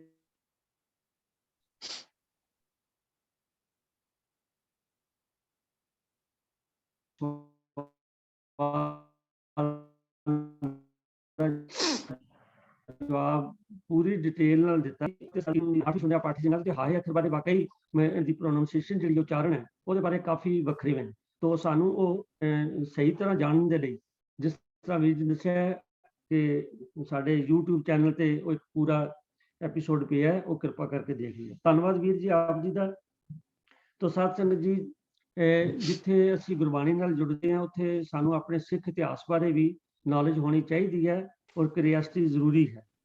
ਤੋ ਗੁਰੂ ਨਾਨਕ ਪਾਤਸ਼ਾਹ ਜੀ ਦੀ ਜਿਸ ਵੇਲੇ ਗੱਲ ਆਉਂਦੀ ਹੈ ਤਾਂ ਪਿੱਛੇ ਵੀ ਕੁਝ ਸਵਾਲਾਂ 'ਚ ਉਹਨਾਂ ਦੀਆਂ ਜਿਹੜੀਆਂ ਉਦਾਸੀਆਂ ਭਾਵਪੂਰ ਉਹਨਾਂ ਦੇ ਪ੍ਰਚਾਰ ਦੌਰੇ ਕੀਤੇ ਨੇ, ਸਾਨੂੰ ਪ੍ਰਿੰਸੀਪਲ ਸਾਹਿਬ ਨੇ ਲੰਬਾ ਚੌੜਾ ਉਹਦੇ ਬਾਰੇ ਵੀ ਸਾਨੂੰ ਗਿਆਨ ਦਿੱਤਾ ਸੀ। ਤੋ ਸਾਡੇ ਕੋਲ ਇੱਕ ਸਵਾਲ ਆਇਆ ਕਿ ਗੁਰੂ ਨਾਨਕ ਪਾਤਸ਼ਾਹ ਜੀ ਦੇ ਕੁਝ ਨਿਸ਼ਾਨੀਆਂ ਜਿਹੜੀਆਂ ਨੇ ਤਿੱਬਤ ਤੇ ਚਾਈਨਾ 'ਚ ਮਿਲ ਰਹੀਆਂ। ਵੀ ਆਇਆ ਗੁਰੂ ਨਾਨਕ ਸਾਹਿਬ ਜੀ ਤਿੱਬਤ ਔਰ ਚਾਈਨਾ 'ਚ ਵੀ ਗਏ ਸਨ, ਤੇ ਮੈਂ ਬੇਨਤੀ ਕੀਤੀ ਸੀ ਤਜਿੰਦਰ ਸਿੰਘ ਜੀ ਨੂੰ ਵੀ ਇਹਦੇ ਬਾਰੇ ਆਪ ਸਾਨੂੰ ਡਿਟੇਲ ਕੱਢ ਕੇ ਸੰਗਤਾਂ ਨਾਲ ਸਾਂਝੀ ਕਰੋ ਜੀ, ਵੀ ਕਿਆ ਗੁਰੂ ਨਾਨਕ ਸਾਹਿਬ ਜੀ ਤਿੱਬਤ ਔਰ ਚਾਈਨਾ 'ਚ ਗਏ ਸਨ। ਵੀ ਤਜਿੰਦਰ ਸਿੰਘ। ਵਾਹਿਗੁਰੂ ਜੀ ਕਾ ਖਾਲਸਾ, ਵਾਹਿਗੁਰੂ ਜੀ ਕੀ ਫਤਿਹ। ਗੁਰੂ ਨਾਨਕ ਪਾਤਸ਼ਾਹ ਦੇ ਬਾਰੇ ਭਾਈ ਗੁਰਦਾਸ ਜੀ ਨੇ ਲਿਖਿਆ ਹੈ ਕਿ ਬਾਬੇ ਤਾਰੇ ਚਾਰ ਚੱਕ, 9 ਖੰਡ ਪਿਠਵੀਂ ਸੱਚਾ ਟੋਆ। ਗੁਰੂ ਸਾਹਿਬ ਗੁਰੂ ਨਾਨਕ ਪਾਤਸ਼ਾਹ ਜੀ ਨੇ ਤਕਰੀਬਨ 38,000 ਕਿਲੋਮੀਟਰ ਦਾ ਜਿਹੜਾ ਲੰਮਾ ਸਫ਼ਰ ਜਿਹੜਾ ਹੈ ਆਪਣੀਆਂ ਉਦਾਸੀਆਂ ਦੇ ਦੌਰਾਨ ਕੀਤਾ ਹੈ। 3 ਵੱਡੀਆਂ ਉਦਾਸੀਆਂ ਔਰ ਉਸ ਤੋਂ ਬਾਅਦ ਜਿਹੜੀ ਛੋਟੀ ਉਦਾਸੀਆਂ ਚਾਲ ਬਟਾਲੇ ਵਾਲ ਔਰ ਮੁਲਤਾਨ ਵਾਲੇ ਪਾਸੇ ਕੀਤੀਆਂ। ਪਰ ਕਿਉਂਕਿ ਇਹ ਖੋਜ ਦਾ ਵਿਸ਼ਾ ਹੈ ਔਰ ਸਾਡੇ ਸਿੱਖ ਜਿਹੜੇ ਇਤਿਹਾਸਕਾਰ ਨੇ ਉਹਨਾਂ ਨੇ ਇਸ ਪਾਸੇ ਵੱਲ ਜ਼ਿਆਦਾ ਧਿਆਨ ਨਹੀਂ ਦਿੱਤਾ, ਫਿਰ ਵੀ ਕਾਫੀ ਡਿਟੇਲ ਜਿਹੜੀ ਹੈ ਉਹ ਪੁਰਾਤਨ ਜਨਮ ਸਾਖੀਆਂ ਦੇ ਵਿੱਚ ਇਸ ਦੇ ਬਾਰੇ ਮਿਲਦੀ ਹੈ। ਸਿੱਖ ਮਿਸ਼ਨਰੀ ਕਾਲਜ ਨੇ ਵੀ ਜੋ ਗੁਰੂ ਨਾਨਕ ਪਾਤਸ਼ਾਹ ਦਾ ਜੀਵਨ ਔਰ ਉਦੇਸ਼ ਦੀ ਕਿਤਾਬ ਲਿਖੀ ਹੈ, ਉਸ ਵਿੱਚ ਵੀ ਇਸ ਦੇ ਵੱਲ ਇਸ਼ਾਰਾ ਕੀਤਾ ਗਿਆ ਹੈ ਕਿ ਗੁਰੂ ਨਾਨਕ ਪਾਤਸ਼ਾਹ ਕਿਹੜੀ ਜਗ੍ਹਾ ਦੇ ਉੱਪਰ ਗਏ ਹਨ। ਮੈਂ ਜਿਹੜਾ ਸਵਾਲ ਹੈ ਕਿ ਕੀ ਉਹ ਤਿੱਬਤ ਔਰ ਚੀਨ ਵਾਲੇ ਪਾਸੇ ਗਏ ਹਨ, ਮੈਂ ਇਸ ਸੰਬੰਧ ਵਿੱਚ ਆਪ ਜੀ ਦੇ ਨਾਲ ਕਰਨਲ ਡਾਕਟਰ ਦਲਵਿੰਦਰ ਸਿੰਘ ਜੀ ਨੇ ਆਪਣੀ ਇੱਕ ਮੁਲਾਕਾਤ ਛਾਪੀ ਸੀ। ਉਸ ਵਿੱਚ ਉਹਨਾਂ ਨੇ ਲਿਖਿਆ ਕਿ ਗੁਰੂ ਜੀ ਦੀਆਂ ਉਦਾਸੀਆਂ ਖਾਸ ਕਰਕੇ ਪੂਰਬ ਬਾਰੇ ਖੋਜ ਪਹਿਲਾਂ ਤੋਂ ਹੀ ਸ਼ੁਰੂ ਕੀਤੀ ਸੀ, ਪਰ ਇਤਨੀ ਗੰਭੀਰਤਾ ਨਾਲ ਨਹੀਂ ਸੀ ਲਈ ਕਿਉਂਕਿ ਬਹੁਤ ਕੁਝ ਨਵਾਂ ਨਹੀਂ ਸੀ ਮਿਲ ਰਿਹਾ। ਜਦ ਉਹ ਅਰੁਣਾਚਲ ਪ੍ਰਦੇਸ਼ ਦੇ ਵੈਸਟ ਸਿਆਂਗ ਜ਼ਿਲ੍ਹੇ ਦੀ ਮਚੁੰਖਾ ਵਾਦੀ ਵਿੱਚ ਜਾਣ ਦਾ ਉਹਨਾਂ ਨੂੰ ਅਵਸਰ ਮਿਲਿਆ ਤਾਂ ਉੱਥੇ ਅਚਾਨਕ ਲਾਮਿਆਂ ਵਿੱਚ ਗੁਰੂ ਨਾਨਕ ਦੇਵ ਜੀ ਦੀ ਪੂਜਾ ਪ੍ਰਚਲਿਤ ਵੇਖੀ ਤੇ ਫਿਰ ਗੁਰੂ ਨਾਨਕ ਦੇਵ ਜੀ ਦਾ ਤਪ ਸਥਾਨ ਤੇ ਗੋਫਾ ਬੌਧ ਮੱਠ ਵਿੱਚ ਬੌਠ ਮੱਠ ਵਿੱਚ ਗੁਰੂ ਨਾਨਕ ਦੇਵ ਜੀ ਦੀ ਵਿਸ਼ਾਲ ਮੂਰਤੀ ਵੇਖੀ ਤਾਂ ਗੁਰੂ ਨਾਨਕ ਦੇਵ ਜੀ ਦੀ ਉਤਰੀ ਦਸ਼ਾ ਦੀ ਉਦਾਸੀ ਦੀ ਖੋਜ ਨੂੰ ਬੜੀ ਗੰਭੀਰਤਾ ਨਾਲ ਲਿਆ, ਕਿਉਂਕਿ ਉਹਨਾਂ ਨੇ ਕਈ ਪੁਸਤਕਾਂ ਪੜ੍ਹੀਆਂ ਪਰ ਗੁਰੂ ਨਾਨਕ ਦੇਵ ਜੀ ਦੀ ਅਰੁਣਾਚਲ ਪ੍ਰਦੇਸ਼ ਦੀ ਯਾਤਰਾ ਬਾਰੇ ਉਹਨਾਂ ਨੂੰ ਕੁਝ ਲਿਖਿਆ ਨਹੀਂ ਮਿਲਿਆ।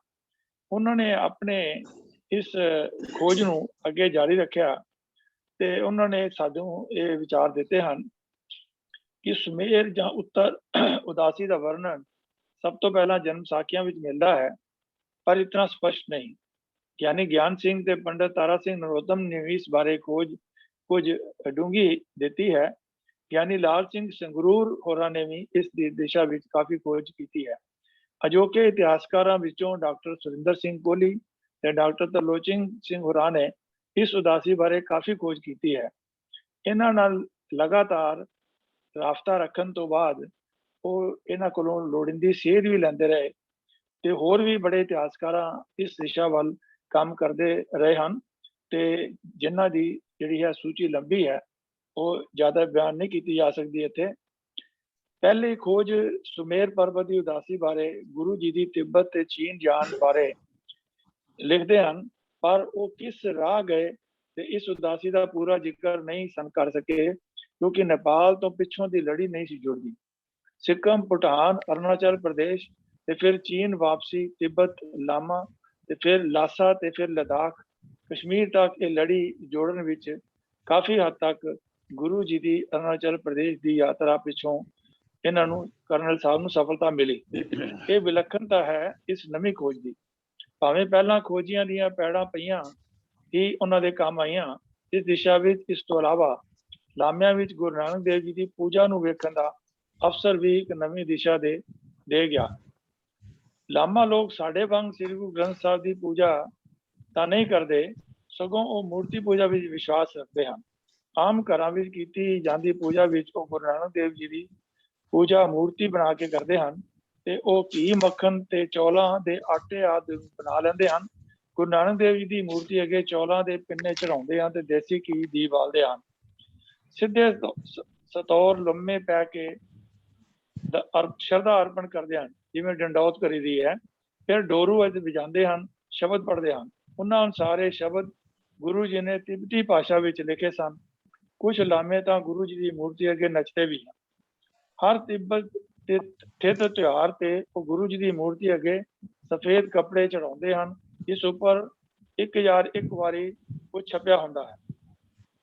ਗੁਰੂ ਜੀ ਦੇ ਗ੍ਰੰਥਾਂ ਨੂੰ ਪੀਲੇ ਕੱਪੜਿਆਂ ਵਿੱਚ ਸੰਭਾਲ ਕੇ ਖਾਨਿਆਂ ਵਿੱਚ ਰੱਖਦੇ ਹਨ, ਜਿਨ੍ਹਾਂ ਅੱਗੇ ਜੋਤ ਜਲਦੀ ਰਹਿੰਦੀ ਹੈ।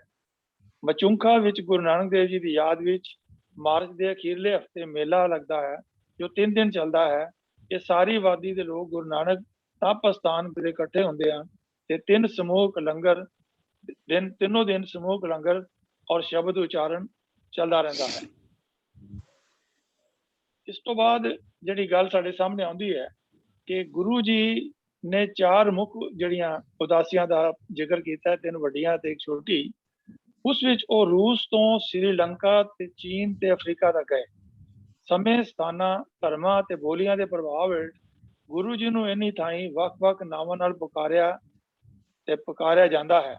ਇਹਨਾਂ ਵਿੱਚੋਂ ਪ੍ਰਮੁੱਖ ਨਾਮ ਹਨ ਬਾਬਾ ਨਾਨਕ, ਗੁਰੂ ਨਾਨਕ ਦੇਵ ਜੀ, ਨਾਨਕ ਨਿਰੰਕਾਰੀ, ਨਾਨਕ ਤਪਾ ਪੰਜਾਬ, ਗੁਰੂ ਰਿੰਪੋਸ਼, ਗੁਰੂ ਨਾਨਾ ਨੇਪਾਲ ਵਿੱਚ, ਸਿੱਕਮ, ਭੂਟਾਨ ਤੇ ਤਿੱਬਤ ਵਿੱਚ, ਭਦਰਾ ਗੁਰੂ ਦੱਖਣੀ ਤਿੱਬਤ ਵਿੱਚ ਔਰ ਨਾਨਕ ਰਿਸ਼ੀ ਧੋਮਰੀ ਨੇਪਾਲ ਵਿੱਚ, ਨਾਨਕ ਪੀਰ ਜਦਾਰ ਵਲੀ ਹਿੰਦੀ, ਕਾਬਾ ਮੱਕਾ ਅਰਬ, ਸੀਰੀਆ ਪੂਰਾ ਤੇ ਰੂਸ, ਨਾਨਕ ਵਲੀ ਕਾਇਰਾ ਮਿਸਰ ਵਿੱਚ, ਗੁਰੂ ਨਾਨਕ ਵਲੀ ਹਿੰਦੂ ਤੁਰਕਿਸਤਾਨ ਵਿੱਚ, ਬਾਬਾ ਨਾਨਕ ਤੇ ਬਾਬਾ ਨਾਨਾ ਅਲਕੂਟ ਤੇ ਬਗਦਾਦ ਇਲਾਕੇ ਵਿੱਚ, ਬਾਲ ਗਦਾ ਮਜਰਾਏ ਸ਼ਰੀਫ ਅਫਗਾਨਿਸਤਾਨ, ਨਾਨਕ ਕਲੰਦਰ ਬੁਖਾਰਾ ਰੂਸ ਵਿੱਚ। ਗੁਰੂ ਜੀ ਦੀ ਸੁਮੇਰ ਉਦਾਸੀ ਕਰਤਾਰਪੁਰ ਤੋਂ ਸ਼ੁਰੂ ਹੋਈ ਤੇ ਇਸੇ ਥਾਂ ਆ ਕੇ ਖਤਮ ਹੋਈ। ਕਰਤਾਰਪੁਰ ਤੋਂ ਗੁਰੂ ਜੀ ਡੇਰਾ ਬਾਬਾ ਨਾਨਕ, ਗੁਰਦਾਸਪੁਰ, ਪਠਾਨਕੋਟ, ਨੂਰਪੁਰ, ਡਲਹੌਜ਼ੀ, ਚੰਬਾ, ਭਰਮੌਰ, ਕਾਂਗੜਾ, ਜਵਾਲਾਮੁਖੀ, ਧਰਮਸ਼ਾਲਾ, ਪਾਲਮਪੁਰ, ਬੈਜਨਾਥ, ਮੰਡੀ, ਰਵਾਲਸਰ, ਕੁੱਲੂ, ਮਨਾਲੀ, ਕੀਰਤਪੁਰ, ਧਰਮਪੁਰ, ਪਿੰਜੌਰ, ਜੋਹਤਸਰ, ਮਾਹੀਸਰ, बुशर, चक्राता, देहरादून, हरिद्वार, ऋषिकेश, केदारनाथ, बद्रीनाथ, मानसरोवर, राकत साल श्रीनगर, अल्मोड़ा नैनीताल, रीटा साहिब, नानक मता टांडा पीलीभीत गोरखपुर, जनकपुर काठमांडू नेपाल, सोलकुंबू सरबिया चौंग, तुमलंग सिक्किम, चुंबी वादी तिब्बत, पारो जुग भूटान, तवांग मचुंखा गोलिंग टूटिंग सादिया ब्रह्मकुंड वालंग अरुणाचल प्रदेश, नानकिंग चीन, नानकियांग नानकिंग नाननिंग ते नानक पुंगी चशूल उपसी कारा हिम्मस गोफा लेहू नीमू बासगो खलासे अमरनाथ पहलगाम मटन अनंतनाग श्रीनगर बारामूला उक्ती पुड़ी हसनाबदाल रावलपिंडी सियालकोट ते मुड़ वापस करतारपुरा। चीनी आप मंदे हैं कि नानकिंग नानकियांग नानकोंग नानिंग ते नानक पुंगी आदि अनेका पिंड शहरां दे नां गुरु नानक देव जी दे नां ते हन। डॉक्टर सुरिंदर सिंह कोहली जी अनुसार जब सन 1951 ਵਿੱਚ ਜਵਾਹਰ ਲਾਲ ਨਹਿਰੂ ਜੀ ਨਾਨਕਿੰਗ ਗਏ ਤਾਂ ਉੱਥੋਂ ਦੇ ਮੇਅਰ ਨੇ ਆਪਣੇ ਐਡਰੈਸ ਵਿੱਚ ਕਿਹਾ, ਸਾਡੇ ਲਈ ਇਹ ਬੜੇ ਮਾਣ ਵਾਲੀ ਗੱਲ ਹੈ ਕਿ ਨਾਨਕਿੰਗ ਨਗਰ ਦਾ ਨਾਮ ਪ੍ਰਸਿੱਧ ਭਾਰਤੀ ਸਤਿਗੁਰੂ ਨਾਨਕ ਦੇਵ ਜੀ ਦੀ ਇੱਥੋਂ ਦੀ ਯਾਤਰਾ ਕਰਕੇ ਪਿਆ ਹੈ। ਇਹਨਾਂ ਨਾਮਾਂ ਤੋਂ ਬਿਨਾਂ ਗੁਰੂ ਨਾਨਕ ਦੇਵ ਜੀ ਦੇ ਨਾਂ ਨਾਲ ਨਨਕਾਣਾ ਸਾਹਿਬ, ਡੇਰਾ ਬਾਬਾ ਨਾਨਕ, ਨਾਨਕਸਰ ਹੜੱਪਾ, ਨਾਨਕ ਚੀਰਾ ਕਰਨਾਟਕ, ਨਾਨਕ ਮਤਾ ਪੀਲੀਭੀਤ, ਨਾਨਕ ਲੋਢੀਆਂ ਢੋਲਕਾ ਗੁਜਰਾਤ, ਬਾਬਾ ਨਾਨਕਾ ਯੁਗਾਂਡਾ ਆਦਿ, ਸੀਰੀਆ ਆਦਿ ਇਹਨਾਂ ਇਲਾਕਿਆਂ ਦੇ ਵਿੱਚ ਵੀ ਜਿਹੜੇ ਹਨ ਗੁਰੂ ਨਾਨਕ ਦੇਵ ਜੀ ਗਏ ਹਨ, ਜਿਨ੍ਹਾਂ ਦਾ ਕਿ ਤੁਰਕਿਸਤਾਨ, ਤਜਾਕਿਸਤਾਨ, ਰੂਸ ਦੇ ਜਿਹੜੇ ਇਲਾਕੇ ਹਨ ਉਹਨਾਂ ਵਿੱਚ ਵੀ ਗੁਰੂ ਨਾਨਕ ਦੇਵ ਜੀ ਦੀ ਜੋ ਯਾਤਰਾ ਹੈ ਉਸ ਦੇ ਨਕਸ਼ੇ ਜਿਹੜੇ ਮਿਲਦੇ ਹਨ। ਆਸ ਹੈ ਵੀਰ ਜੀ ਨੇ ਜਿਹੜਾ ਸਵਾਲ ਪੁੱਛਿਆ ਹੈ ਉਹਨਾਂ ਨੂੰ ਇਸ ਦੇ ਪ੍ਰਮਾਣ ਮਿਲ ਗਏ ਹੋਣਗੇ ਕਿ ਗੁਰੂ ਨਾਨਕ ਦੇਵ ਜੀ ਤਿੱਬਤ ਔਰ ਚੀਨ ਵਿੱਚ ਔਰ ਇਸ ਤੋਂ ਬਾਹਰ ਦੂਸਰੇ ਦੇਸ਼ਾਂ ਵਿੱਚ ਵੀ ਗਏ ਸਨ। ਵਾਹਿਗੁਰੂ ਜੀ ਕਾ ਖਾਲਸਾ ਵਾਹਿਗੁਰੂ ਜੀ ਕੀ ਫਤਿਹ। ਬਹੁਤ ਹੀ ਵਿਸਤਾਰ ਨਾਲ ਵੀਰ ਜੀ ਆਪਨੇ ਸਾਨੂੰ ਦੱਸਿਆ, ਬਹੁਤ ਬਹੁਤ ਧੰਨਵਾਦ ਹੈ। ਤੋ ਸਾਧ ਸੰਗਤ ਜੀ, ਆਪ ਜੀ ਨੇ ਜਿਵੇਂ ਸਰਵਣ ਕੀਤਾ, ਅੱਗੇ ਪਿੱਛੇ ਵੀ ਜਦ ਸੁਣਦੇ ਹਾਂ ਬੜੀ ਹੀ ਬੰਦਾ ਹੈਰਾਨੀ ਚੱਲ ਜਾਂਦਾ ਹੈ ਕਿ ਗੁਰੂ ਨਾਨਕ ਸਾਹਿਬ ਜੀ ਨੇ ਇੰਨਾ ਕੁਝ ਕੀਤਾ, ਉਹਨਾਂ ਨੇ ਇੰਨਾ ਜ਼ਿਆਦਾ ਕੁਝ ਕੀਤਾ ਤੇ ਅਸੀਂ ਕੁਝ ਵੀ ਨਹੀਂ ਕਰ ਸਕਦੇ। ਅਸੀਂ ਉਹਨਾਂ ਦੀਆਂ ਯਾਦਾਂ ਨੂੰ ਸੰਭਾਲਣਾ ਕੀ ਹੈ, ਉਹਨਾਂ ਦੀਆਂ ਯਾਦਾਂ ਦੀ ਸਾਡੇ ਕੋਲ ਯਾਦ ਹੀ ਨਹੀਂ ਵੀ ਕਿੱਥੇ ਕਿੱਥੇ ਗਏ ਨੇ। ਤੋ ਹੁਣ ਆਪਾਂ ਇੰਨੀਆਂ 5 ਸਦੀਆਂ ਤੋਂ ਬਾਅਦ ਜਿਸ ਵੇਲੇ ਕੋਈ ਗੱਲ ਸੁਣਦੇ ਹਾਂ ਤੇ ਇਹਦਾ ਮਤਲਬ ਹੈ ਕਿ 5 ਸਦੀਆਂ ਤਾਂ ਬੀਤ ਗਈਆਂ ਨਾ ਤੇ ਅਸੀਂ ਕੁਝ ਨਹੀਂ ਕੀਤਾ। ਤੇ ਲੋੜ ਹੈ ਇਹ ਗੁਰੂ ਨਾਨਕ ਪਾਤਸ਼ਾਹ ਜੀ ਦੇ ਇਹ ਜਿਹੜੇ ਪਾਏ ਪੂਰਨੇ ਨੇ ਔਰ ਜਿੰਨੀ ਉਹਨਾਂ ਨੇ ਇੱਕ ਇੰਨੀ ਕਠਿਨ ਮਿਹਨਤ ਕੀਤੀ ਹੈ ਵੀ ਜਦ ਕਿ ਆਵਾਜਾਈ ਦੇ ਸਾਧਨ ਕੋਈ ਨਹੀਂ ਸਨ ਤੇ ਉਸ ਵੇਲੇ ਵੀ ਮੇਰੇ ਪਾਤਸ਼ਾਹ ਜੀ ਨੇ ਐਡੇ ਦੂਰ ਦਰਾਡੇ, ਜਿੱਥੇ ਕਿ ਹੁਣ ਸਾਨੂੰ ਅੱਜ ਦੀ ਤਰੀਕ 'ਚ ਇੰਨੀਆਂ ਫੈਸਿਲਿਟੀਜ਼ ਹੋਣ ਦੇ ਬਾਵਜੂਦ ਆਉਣਾ ਜਾਣਾ ਉਨਾ ਸੌਖਾ ਨਹੀਂ ਲੱਗਦਾ, ਪਰ ਧੰਨ ਗੁਰੂ ਨਾਨਕ ਪਾਤਸ਼ਾਹ ਵਾਕਈ ਧੰਨ ਨੇ ਜਿਨ੍ਹਾਂ ਨੇ ਪਤਾ ਨਹੀਂ ਕਿਸ ਤਰ੍ਹਾਂ ਇੰਨੀਆਂ ਯਾਤਰਾਵਾਂ ਕੀਤੀਆਂ। ਤੋ ਇਹੀ ਕਾਰਨ ਹੈ ਕਿ ਉਹਨਾਂ ਦੇ ਜੀਵਨ ਯਾਤਰਾ ਦੇ ਦੌਰਾਨ ਹੀ 3 ਕਰੋੜ ਲੋਕ ਉਹਨਾਂ ਕੋਲੋਂ ਗੁਰੂ ਦੀਖਿਆ ਲੈ ਚੁੱਕੇ ਸਨ। ਤੋ ਜਿਸ ਤਰ੍ਹਾਂ ਹੁਣ ਵੀਰ ਜੀ ਨੇ ਦੱਸਿਆ ਵੀ ਐਡੇ ਦੂਰ ਦੁਰਾਡੇ ਤੱਕ ਗੁਰੂ ਨਾਨਕ ਪਾਤਸ਼ਾਹ ਜੀ ਦਾ ਨਾਮ ਜਿਹੜਾ ਉਹ ਪਸਰਿਆ। ਤੋ ਲੋੜ ਹੈ ਕਿ ਅਸੀਂ ਇਹਨਾਂ ਸਾਰੀਆਂ ਚੀਜ਼ਾਂ ਤੇ ਸਾਨੂੰ ਸਾਰਿਆਂ ਨੂੰ ਲੋੜ ਹੈ ਹਮਲਾ ਮਾਰਨ ਦੀ ਕਿ ਗੁਰੂ ਨਾਨਕ ਪਾਤਸ਼ਾਹ ਜੀ ਦੇ ਇਹਦਾ ਮਤਲਬ ਜਿੱਥੇ ਜਿੱਥੇ ਗੁਰੂ ਨਾਨਕ ਪਾਤਸ਼ਾਹ ਜੀ ਗਏ ਨੇ ਉਹਨਾਂ ਦੀ ਸਿੱਖੀ ਕਾਇਮ ਹੈ। ਤੋ ਉਹਨਾਂ ਨੂੰ ਜੋੜਨ ਦੀ ਲੋੜ ਹੈ ਔਰ ਉਹਨਾਂ ਨੂੰ ਗੁਰਬਾਣੀ ਦੇ ਨਾਲ ਵੀ ਜੋੜਨ ਦੀ ਲੋੜ ਹੈ। ਦੂਰ ਦੁਰਾਡੇ ਤੇ ਛੱਡੀਏ, ਸਾਡੇ ਆਪਣੇ ਪਿੱਛੇ ਵੀ ਵਿਚਾਰ ਚੱਲਿਆ ਸੀ ਹਿੰਦੁਸਤਾਨ ਵਿੱਚ ਹੀ ਸਿਕਲੀਗਰ ਵਣਜਾਰੇ ਉਹਨਾਂ ਦੀ ਗਿਣਤੀ ਜਿਹੜੀ ਹੈ ਉਹ 8-10 ਕਰੋੜ ਹੈਗੀ ਤੇ ਜਦ ਕਿ ਸਾਡੀ ਉਂਝ ਜਿਹੜੀ ਮਰਦਮਸ਼ੁਮਾਰੀ ਚ ਆਉਂਦੀ ਉਹ 2 ਕਰੋੜ ਹੀ ਨਹੀਂ ਬਣਦੀ। ਤੇ ਇੰਨੀ ਵੱਡੀ ਗਿਣਤੀ ਜਿਹੜੀ ਹੈ ਗੁਰੂ ਨਾਨਕ ਨਾਮ ਲੇਵਾ ਦੀ, ਉਹਨਾਂ ਨੂੰ ਲੋੜ ਹੈ ਆਪਣੇ ਨਾਲ ਜੋੜਨ ਦੀ, ਆਪਣੇ ਨਾਲ ਤਾਂ ਭਾਵ ਹੈ ਗੁਰਬਾਣੀ ਨਾਲ ਮੁੱਖ ਮਾਰਗ ਤੇ ਜੋੜਨ ਦੀ ਬੜੀ ਜ਼ਰੂਰਤ ਹੈ। ਇਸ ਪਾਸੇ ਹਮਲਾ ਸਾਰਿਆਂ ਨੂੰ ਮਾਰਨਾ ਚਾਹੀਦਾ ਹੈ। ਆਓ ਜਿਹੜੇ ਸਾਡੇ ਹਿਸਟੋਰੀਅਨਸ ਨੇ ਜਾਂ ਸਾਡੀਆਂ ਜਿਹੜੀਆਂ ਗੁਰਦੁਆਰਾ ਪ੍ਰਬੰਧਕ ਕਮੇਟੀਜ਼ ਨੇ ਉਹਨਾਂ ਤੇ ਆਪਾਂ ਵੀਰ ਹਰਜੀਤ ਸਿੰਘ ਜੀ ਕਈ ਵਾਰ ਕਹਿੰਦੇ ਹੁੰਦੇ ਆਪਾਂ ਇੱਥੇ ਡਿਸਕਸ ਕਰਕੇ ਚੁੱਪ ਕਰ ਜਾਂਦੇ ਹਾਂ। ਲੋੜ ਹੈ ਕਿ ਉਹਨਾਂ ਨੂੰ ਚਿੱਠੀਆਂ ਪਾਈਏ, ਈਮੇਲਾਂ ਪਾਈਏ ਵੀ ਇਹ ਵੀ ਕਰੋ ਉਹ ਵੀ ਕਰੋ, ਉਹਨਾਂ ਤੇ ਇਹ ਪ੍ਰੈਸ਼ਰ ਬਣਾਈਏ ਤਾਂ ਜੇ ਉਹਨਾਂ ਕੋਲ ਰਿਸੋਰਸਿਸ ਵੀ ਹਨ ਤੇ ਉਹ ਕਰਨ। ਬਾਕੀ ਆਪੋ ਆਪਣੇ ਇੰਡੀਵਿਜੂਅਲ ਰਿਸੋਰਸਿਸ ਵੀ ਸਾਨੂੰ ਲਾਣੇ ਚਾਹੀਦੇ। ਧੰਨਵਾਦ ਵੀਰ ਜੀ ਆਪ ਜੀ ਦਾ। ਔਰ ਇਹ ਜਿਹੜਾ ਸਵਾਲ ਹੈ, ਜਿਨ੍ਹਾਂ ਦਾ ਇਹ ਸਵਾਲ ਹੈ ਉਹਨਾਂ ਨੂੰ ਹੀ ਆਸ ਹੈ ਵੀ ਇਹਦਾ ਉੱਤਰ ਜਿਹੜਾ ਬਾਖੂਬੀ ਜਿਹੜਾ ਉਹ ਮਿਲ ਗਿਆ। ਧੰਨਵਾਦ। ਤੋ ਆਓ ਸਾਧ ਸੰਗਤ ਜੀ, ਅਗਲਾ ਸਵਾਲ ਗੁਰਬਾਣੀ ਵਿੱਚੋਂ ਤੁਕ ਇੱਕ ਆਈ ਹੈ ਕਿ ਜਿਨ ਪਟ ਅੰਦਰ ਬਾਹਰ ਗੁੱਦੜ ते भले संसार। तो ये बेटी मनीत कौर है जलंधर तो, उन्हें सवाल भेजे, वो पूछती है भी इसका भाव की है, जिन पट अंदर बाहर गुदड़ ते भले संसार। मैं बेनती कर रहा वीर किकर सिंह जी नूं भी वो कृपा करके इस शब्द का सानू संखेप भाव दस। वीर किकर सिंह। वाहिगुरू जी का खालसा वाहिगुरू जी की फतेह जी। ਵਾਹਿਗੁਰੂ ਜੀ ਕੀ ਫਤਿਹ। हाँ जी वीर जी, ਜਿਹੜਾ ਗੁਰਬਾਣੀ ਦੇ ਵਿੱਚੋਂ ਸ਼ਬਦ ਆਇਆ ਹੈ, ਜਿਨ ਪਟ ਅੰਦਰ ਬਾਹਰ ਗੁੱਦੜ ਤੇ ਭਲੇ ਸੰਸਾਰ, ਇਹ ਆਸਾ ਦੀ ਵਾਰ ਦਾ 20ਵੀਂ ਪੌੜੀ ਦਾ ਦੂਜਾ ਸ਼ਲੋਕ ਹੈ। ਆਸਾ ਦੀ ਵਾਰ ਜਿਹੜੀ ਕਿ ਸਾਡੀ ਨਿਤਨੇਮ ਤੋਂ ਬਾਅਦ ਰੋਜ਼ਾਨਾ ਹੀ ਇਤਿਹਾਸਕ ਗੁਰਦੁਆਰਿਆਂ ਵਿੱਚ ਤਕਰੀਬਨ ਇਸ ਵਾਰ ਦਾ ਕੀਰਤਨ ਕੀਤਾ ਜਾਂਦਾ ਹੈ। ਹਦਾਇਤ ਵੀ ਹੈ ਰਹਿਤ ਮਰਿਆਦਾ ਦੇ ਵਿੱਚ ਕਿ ਰੋਜ਼ਾਨਾ ਆਸਾ ਦੀ ਵਾਰ ਦਾ ਕੀਰਤਨ ਹੋਣਾ ਚਾਹੀਦਾ ਹੈ। ਇਤਿਹਾਸਕ ਤੌਰ ਤੇ ਵੀ ਅਸੀਂ ਦੇਖਿਆ ਵੀ ਗੁਰੂ ਗੋਬਿੰਦ ਸਿੰਘ ਜੀ ਜਦੋਂ ਮਗਰ ਮੁਸਲਮਾਨੀ ਫੌਜਾਂ ਲੱਗੀਆਂ ਸੀ, ਉਹਨਾਂ ਨੇ ਵੀ ਅੰਮ੍ਰਿਤ ਵੇਲੇ ਆਸਾ ਦੀ ਵਾਰ ਦਾ ਕੀਰਤਨ ਕੀਤਾ ਜਾਂ ਸਿੱਖਾਂ ਤੋਂ ਕਰਵਾਇਆ। ਸੋ ਇਹ ਬਹੁਤ ਜ਼ਰੂਰੀ ਆ। ਹਾਂ, ਕਿਤੇ ਨਹੀਂ ਹੋ ਰਿਹਾ ਢਿੱਲ ਮੱਠ ਕਰਕੇ, ਉਹ ਗੱਲ ਵੱਖਰੀ ਆ ਜੀ। ਸੋ ਇਹ ਖਾਸ ਵਾਰ ਹੈ ਜਿਹੜੀ ਗੁਰੂ ਨਾਨਕ ਪਾਤਸ਼ਾਹ ਦੀ ਲਿਖੀ ਹੋਈ ਹੈ, ਜਿਹਦੇ ਵਿੱਚ ਕਰਮ ਕਾਂਡਾਂ ਦਾ ਵਿਰੋਧ ਕੀਤਾ ਗਿਆ, ਖੰਡਨ ਕੀਤਾ ਗਿਆ ਤੇ ਅਸਲ ਵਿੱਚ ਦੱਸਿਆ ਗਿਆ ਵੀ ਧਰਮ ਦੇ ਗੁਣ ਕੀ ਹਨ, ਧਰਮ ਦੇ ਕਿਹੜੇ ਕਿਹੜੇ ਅੰਗ ਹਨ। ਇਹ ਸ਼ਲੋਕ ਥੋੜਾ ਜਿਹਾ ਵੱਡਾ ਹੈ, ਪਰ ਆਪਾਂ ਓਨਾ ਹੀ ਪਾਠ ਕਰਾਂਗੇ ਜਿੰਨਾ ਇਹਦਾ ਵਿਸ਼ੇ ਨਾਲ ਸੰਬੰਧਿਤ ਹੈ। ਇਸ ਤੋਂ ਜੋ ਪਹਿਲਾ ਸ਼ਲੋਕ ਹੈ ਉਹ ਵੀ ਗੁਰੂ ਨਾਨਕ ਪਾਤਸ਼ਾਹ ਦਾ ਹੀ ਹੈ ਤੇ ਸ਼ਲੋਕ ਨੰਬਰ 2 20ਵੀਂ ਪੌੜੀ ਦਾ, ਇਹ ਵੀ ਗੁਰੂ ਨਾਨਕ ਪਾਤਸ਼ਾਹ ਦਾ ਹੀ ਹੈ। ਪਹਿਲੇ ਸ਼ਲੋਕ ਦੇ ਵਿੱਚ ਨਾਨਕ ਫਿੱਕਾ ਬੋਲਿਆ ਤਨ ਮਨ ਫਿੱਕਾ ਹੋਏ, ਭਾਵ ਮੂੰਹੋਂ ਅਪਸ਼ਬਦ ਮਨ ਦਾ ਬੋਲਣ ਨਾਲ ਤਨ ਅਤੇ ਮਨ ਦੋਵੇਂ ਫਿੱਕੇ ਹੋ ਜਾਂਦੇ ਹਨ। ਤੇ ਇਹਦੇ ਨਾਲ ਹੀ ਸੰਬੰਧਿਤ ਜਿਹੜਾ ਇਹ ਸ਼ਬਦ ਹੈ, ਅੰਦਰੋਂ ਝੂਠੇ ਪੈਜ ਬਾਹਰ ਦੁਨੀਆ ਅੰਦਰ ਫੈਲ, 68 ਤੀਰਥ ਜੇ ਨਾਵੇਂ ਉਤਰੈ ਨਾਹੀ ਮੈਲ, ਜਿਨ ਪਟ ਅੰਦਰ ਬਾਹਰ ਗੁੱਦੜ ਤੇ ਭਲੇ ਸੰਸਾਰ, ਤਿੰਨ ਨੇਹ ਲੱਗਾ ਰੱਬ ਸੇਤੀ ਦੇਖਣੇ ਵਿਚਾਰ। ਆਮ ਪ੍ਰਚਲਿਤ ਦੁਨੀਆ ਦੇ ਵਿੱਚ ਕਿਉਂਕਿ ਅਡੰਬਰ ਬਹੁਤ ਹੈ, ਪਹਿਲਾਂ ਉਹਦਾ ਵਰਣਨ ਕੀਤਾ ਗੁਰੂ ਸਾਹਿਬ ਨੇ ਕਿ ਬਹੁਤੇ ਲੋਕ ਆਮ ਤੌਰ ਤੇ ਅੰਦਰੋਂ ਝੂਠੇ ਹੁੰਦੇ ਹਨ, ਪਰ ਬਾਹਰ ਉਹਨਾਂ ਨੇ ਝੂਠੀ ਇੱਜ਼ਤ ਦੁਨੀਆ ਦੇ ਵਿੱਚ ਵਿਖਾਉਣ ਵਾਸਤੇ ਬਣਾਈ ਹੁੰਦੀ ਹੈ ਅਤੇ ਇਹ ਦੁਨੀਆ ਦੇ ਵਿੱਚ ਆਮ ਪ੍ਰਚਲਿਤ ਹੈ। ਫੈਲ ਮੈਨੇ ਅਡੰਬਰ ਫੈਲਾਓ ਹੈ, ਇਹਦਾ ਪਸਾਰਾ ਹੈ।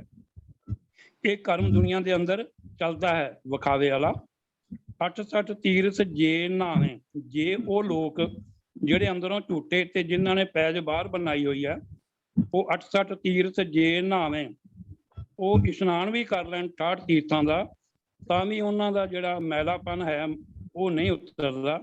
ਇੱਥੇ ਮੈਲ ਲੱਲੇ ਨੂੰ ਔਂਕੜ ਨਾਲ ਹੈ, ਇਸ ਕਰਕੇ ਇਹਦਾ ਅਰਥ ਮੈਲ ਕਰਨੀ ਉਹ ਠੀਕ ਨਹੀਂ ਹੈ, ਕਿਉਂਕਿ ਇਸਤਰੀ ਲਿੰਗ ਸ਼ਬਦ ਬਣ ਜਾਂਦਾ ਮੈਲ। ਪਰ ਮੈਂ ਇਹ ਸਮਝਦਾ ਵੀ ਇਹਦਾ ਅਰਥ ਮੈਲਾਪਨ ਕਰਨਾ ਚਾਹੀਦਾ। ਉਹਨਾਂ ਦੇ ਜਿਹੜਾ ਮਨ ਦਾ ਉਹ ਮੈਲਾਪਨ ਨਹੀਂ ਉਤਰਦਾ। ਹਾਂ, ਨਹਾਉਣ ਨਾਲ ਮੈਲ ਤਾਂ ਉਤਰਦੀ ਹੈ, ਜਿਵੇਂ ਆਪਾਂ ਜਪਜੀ ਸਾਹਿਬ ਦੇ ਵਿੱਚ ਪੜ੍ਹਦੇ ਹਾਂ। ਤੇ ਇਸ ਕਰਕੇ ਵੀ ਇਹ ਤਾਂ ਕੋਈ ਸ਼ੱਕ ਨਹੀਂ, ਪਾਣੀ ਨਾਲ ਸਰੀਰ ਦੀ ਮੈਲ ਤਾਂ ਉਤਰਦੀ ਹੈ, ਪਰ ਜਿਹੜਾ ਮਨ ਦਾ ਮੈਲਾਪਨ ਹੈ ਉਹ ਨਹੀਂ ਉਤਰਦਾ ਹੈ। ਸੋ ਇੱਥੇ ਆਤੇ ਦਾ ਮੈਲਾਪਨ ਕਰਨਾ ਚਾਹੀਦਾ, ਨਾ ਕਿ ਸਰੀਰ ਦੀ ਮੈਲ।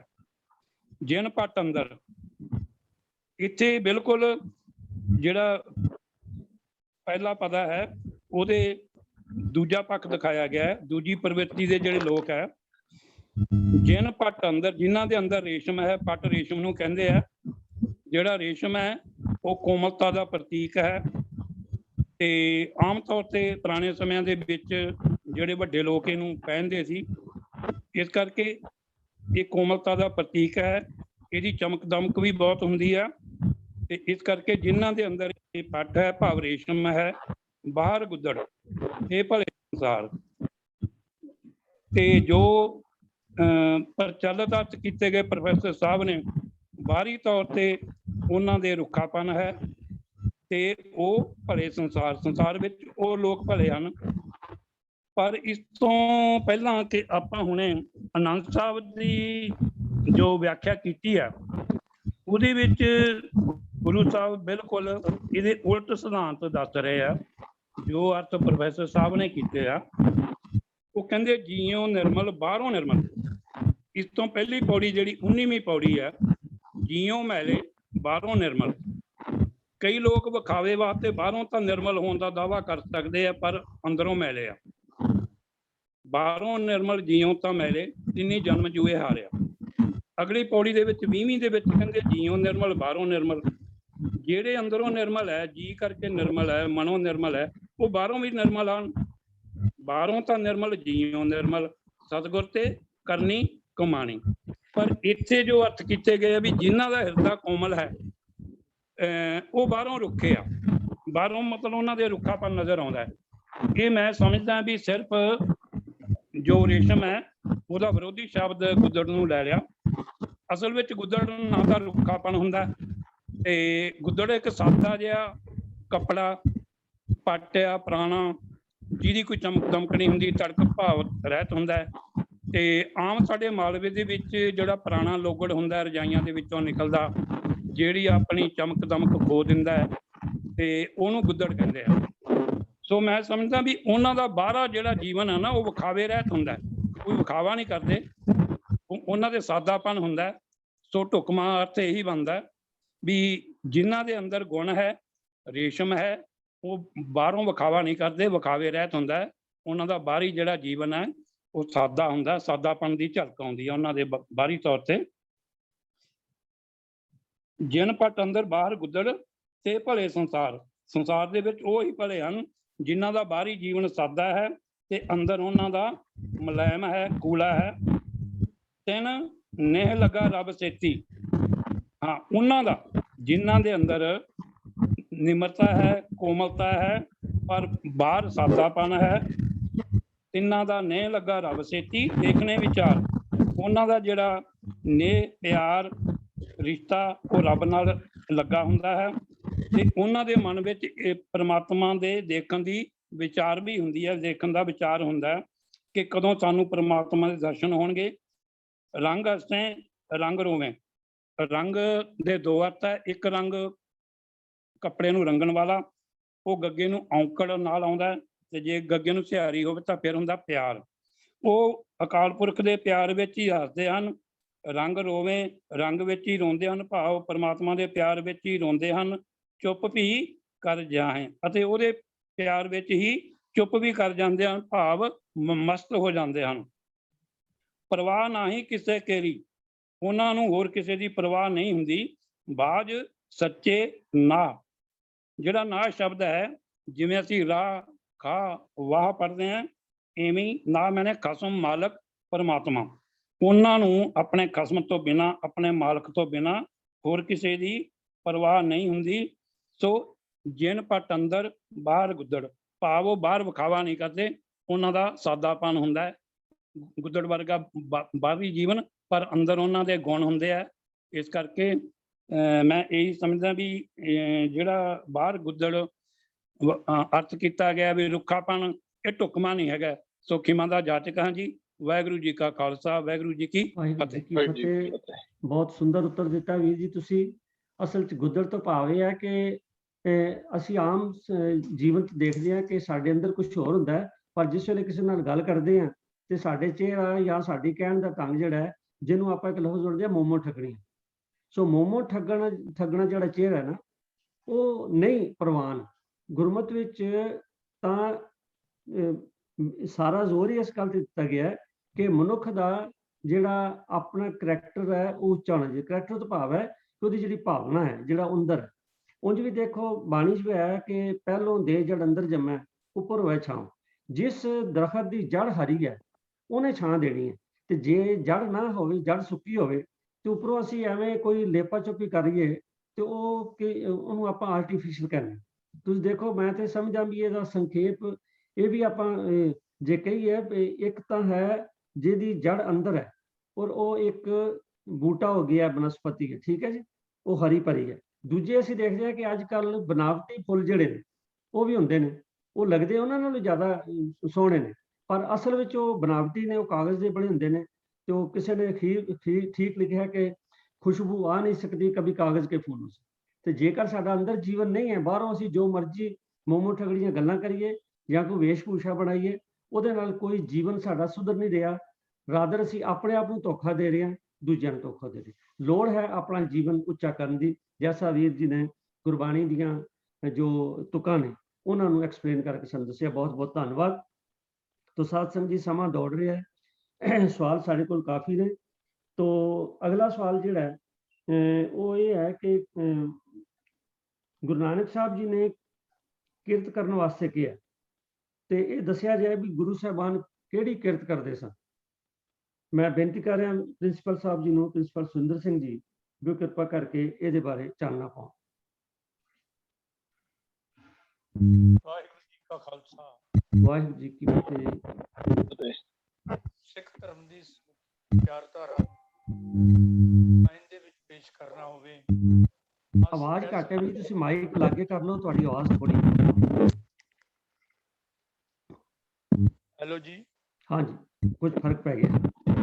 ਸਿੱਖ ਧਰਮ ਦੀ ਸਮੁੱਚੀ ਵਿਚਾਰਧਾਰਾ ਨੂੰ ਇੱਕ ਲਾਈਨ ਵਿੱਚ ਪੇਸ਼ ਕਰਨਾ ਹੋਵੇ ਤਾਂ ਅਸੀਂ ਕਹਿ ਸਕਦੇ ਹਾਂ ਕਿਰਤ ਕਰਨੀ, ਨਾਮ ਜਪਣਾ ਤੇ ਵੰਡ ਛਕਣਾ, ਇਹ ਵੀ ਸਿੱਖੀ ਹੈ। ਕਿਰਤ ਕਰਨੀ ਕਾਹਦੇ ਲਈ ਹੈ? ਕਿਉਂਕਿ ਕਿਰਤ ਕਰਨੀ ਹੈ ਸਰੀਰ ਨੂੰ ਕਾਇਮ ਰੱਖਣ ਵਾਸਤੇ, ਤੇ ਸਰੀਰ ਨੇ ਰਹਿਣਾ ਹੈ ਕੋਈ ਖਾਦਿਆਂ ਪੀਤਿਆਂ ਤੇ ਪਹਿਨਿਆਂ। ਪੁਰਾਤਨ ਧਰਮੀ ਲੋਕਾਂ ਨੇ ਇਹ ਗੱਲ ਵੀ ਉਡਾ ਦਿੱਤੀ ਸੀ ਕਿ ਜੇ ਨਾਮ ਜਪਣਾ ਹੈ, ਧਰਮੀ ਬਣਨਾ ਹੈ, ਨਾ ਚੰਗਾ ਖਾਓ, ਨਾ ਚੰਗਾ ਪਹਿਨੋ, ਨਾ ਚੰਗੀ ਰਹਿائش ਰੱਖੋ, ਜੰਗਲਾਂ ਦੇ ਵਿੱਚ ਚਲੇ ਜਾਓ, ਸਮਾਜ ਤੇ, ਪਰਿਵਾਰ ਤੇ, ਸੰਸਾਰ ਤੇ ਭਾਰ ਬਣ ਜਾਓ। ਪਰ ਇਸ ਮੁਕਾਬਲੇ ਤੇ ਜਗਤ ਗੁਰੂ ਨਾਨਕ ਪਾਤਸ਼ਾਹ ਨੇ ਸੰਸਾਰ ਵਿੱਚ ਆ ਕੇ ਜੋ ਸਾਨੂੰ ਸਿੱਖਿਆ ਦਿੱਤੀ, ਉਹਦੇ ਵਿੱਚ ਪ੍ਰਧਾਨ ਗੁਣ ਦੱਸਿਆ ਕਿ ਤੁਹਾਡੇ ਆਉਣ ਦਾ ਮਕਸਦ ਕੀ ਹੈ। ਉਹ ਹੈ ਅਵਰ ਕਮਾਈ ਤੇਰੇ ਕਿਤੇ ਨਾ ਕਾਮ ਮਿਲ, ਸਾਧ ਸੰਗਤ ਭਜ ਕੇਵਲ ਨਾਮ।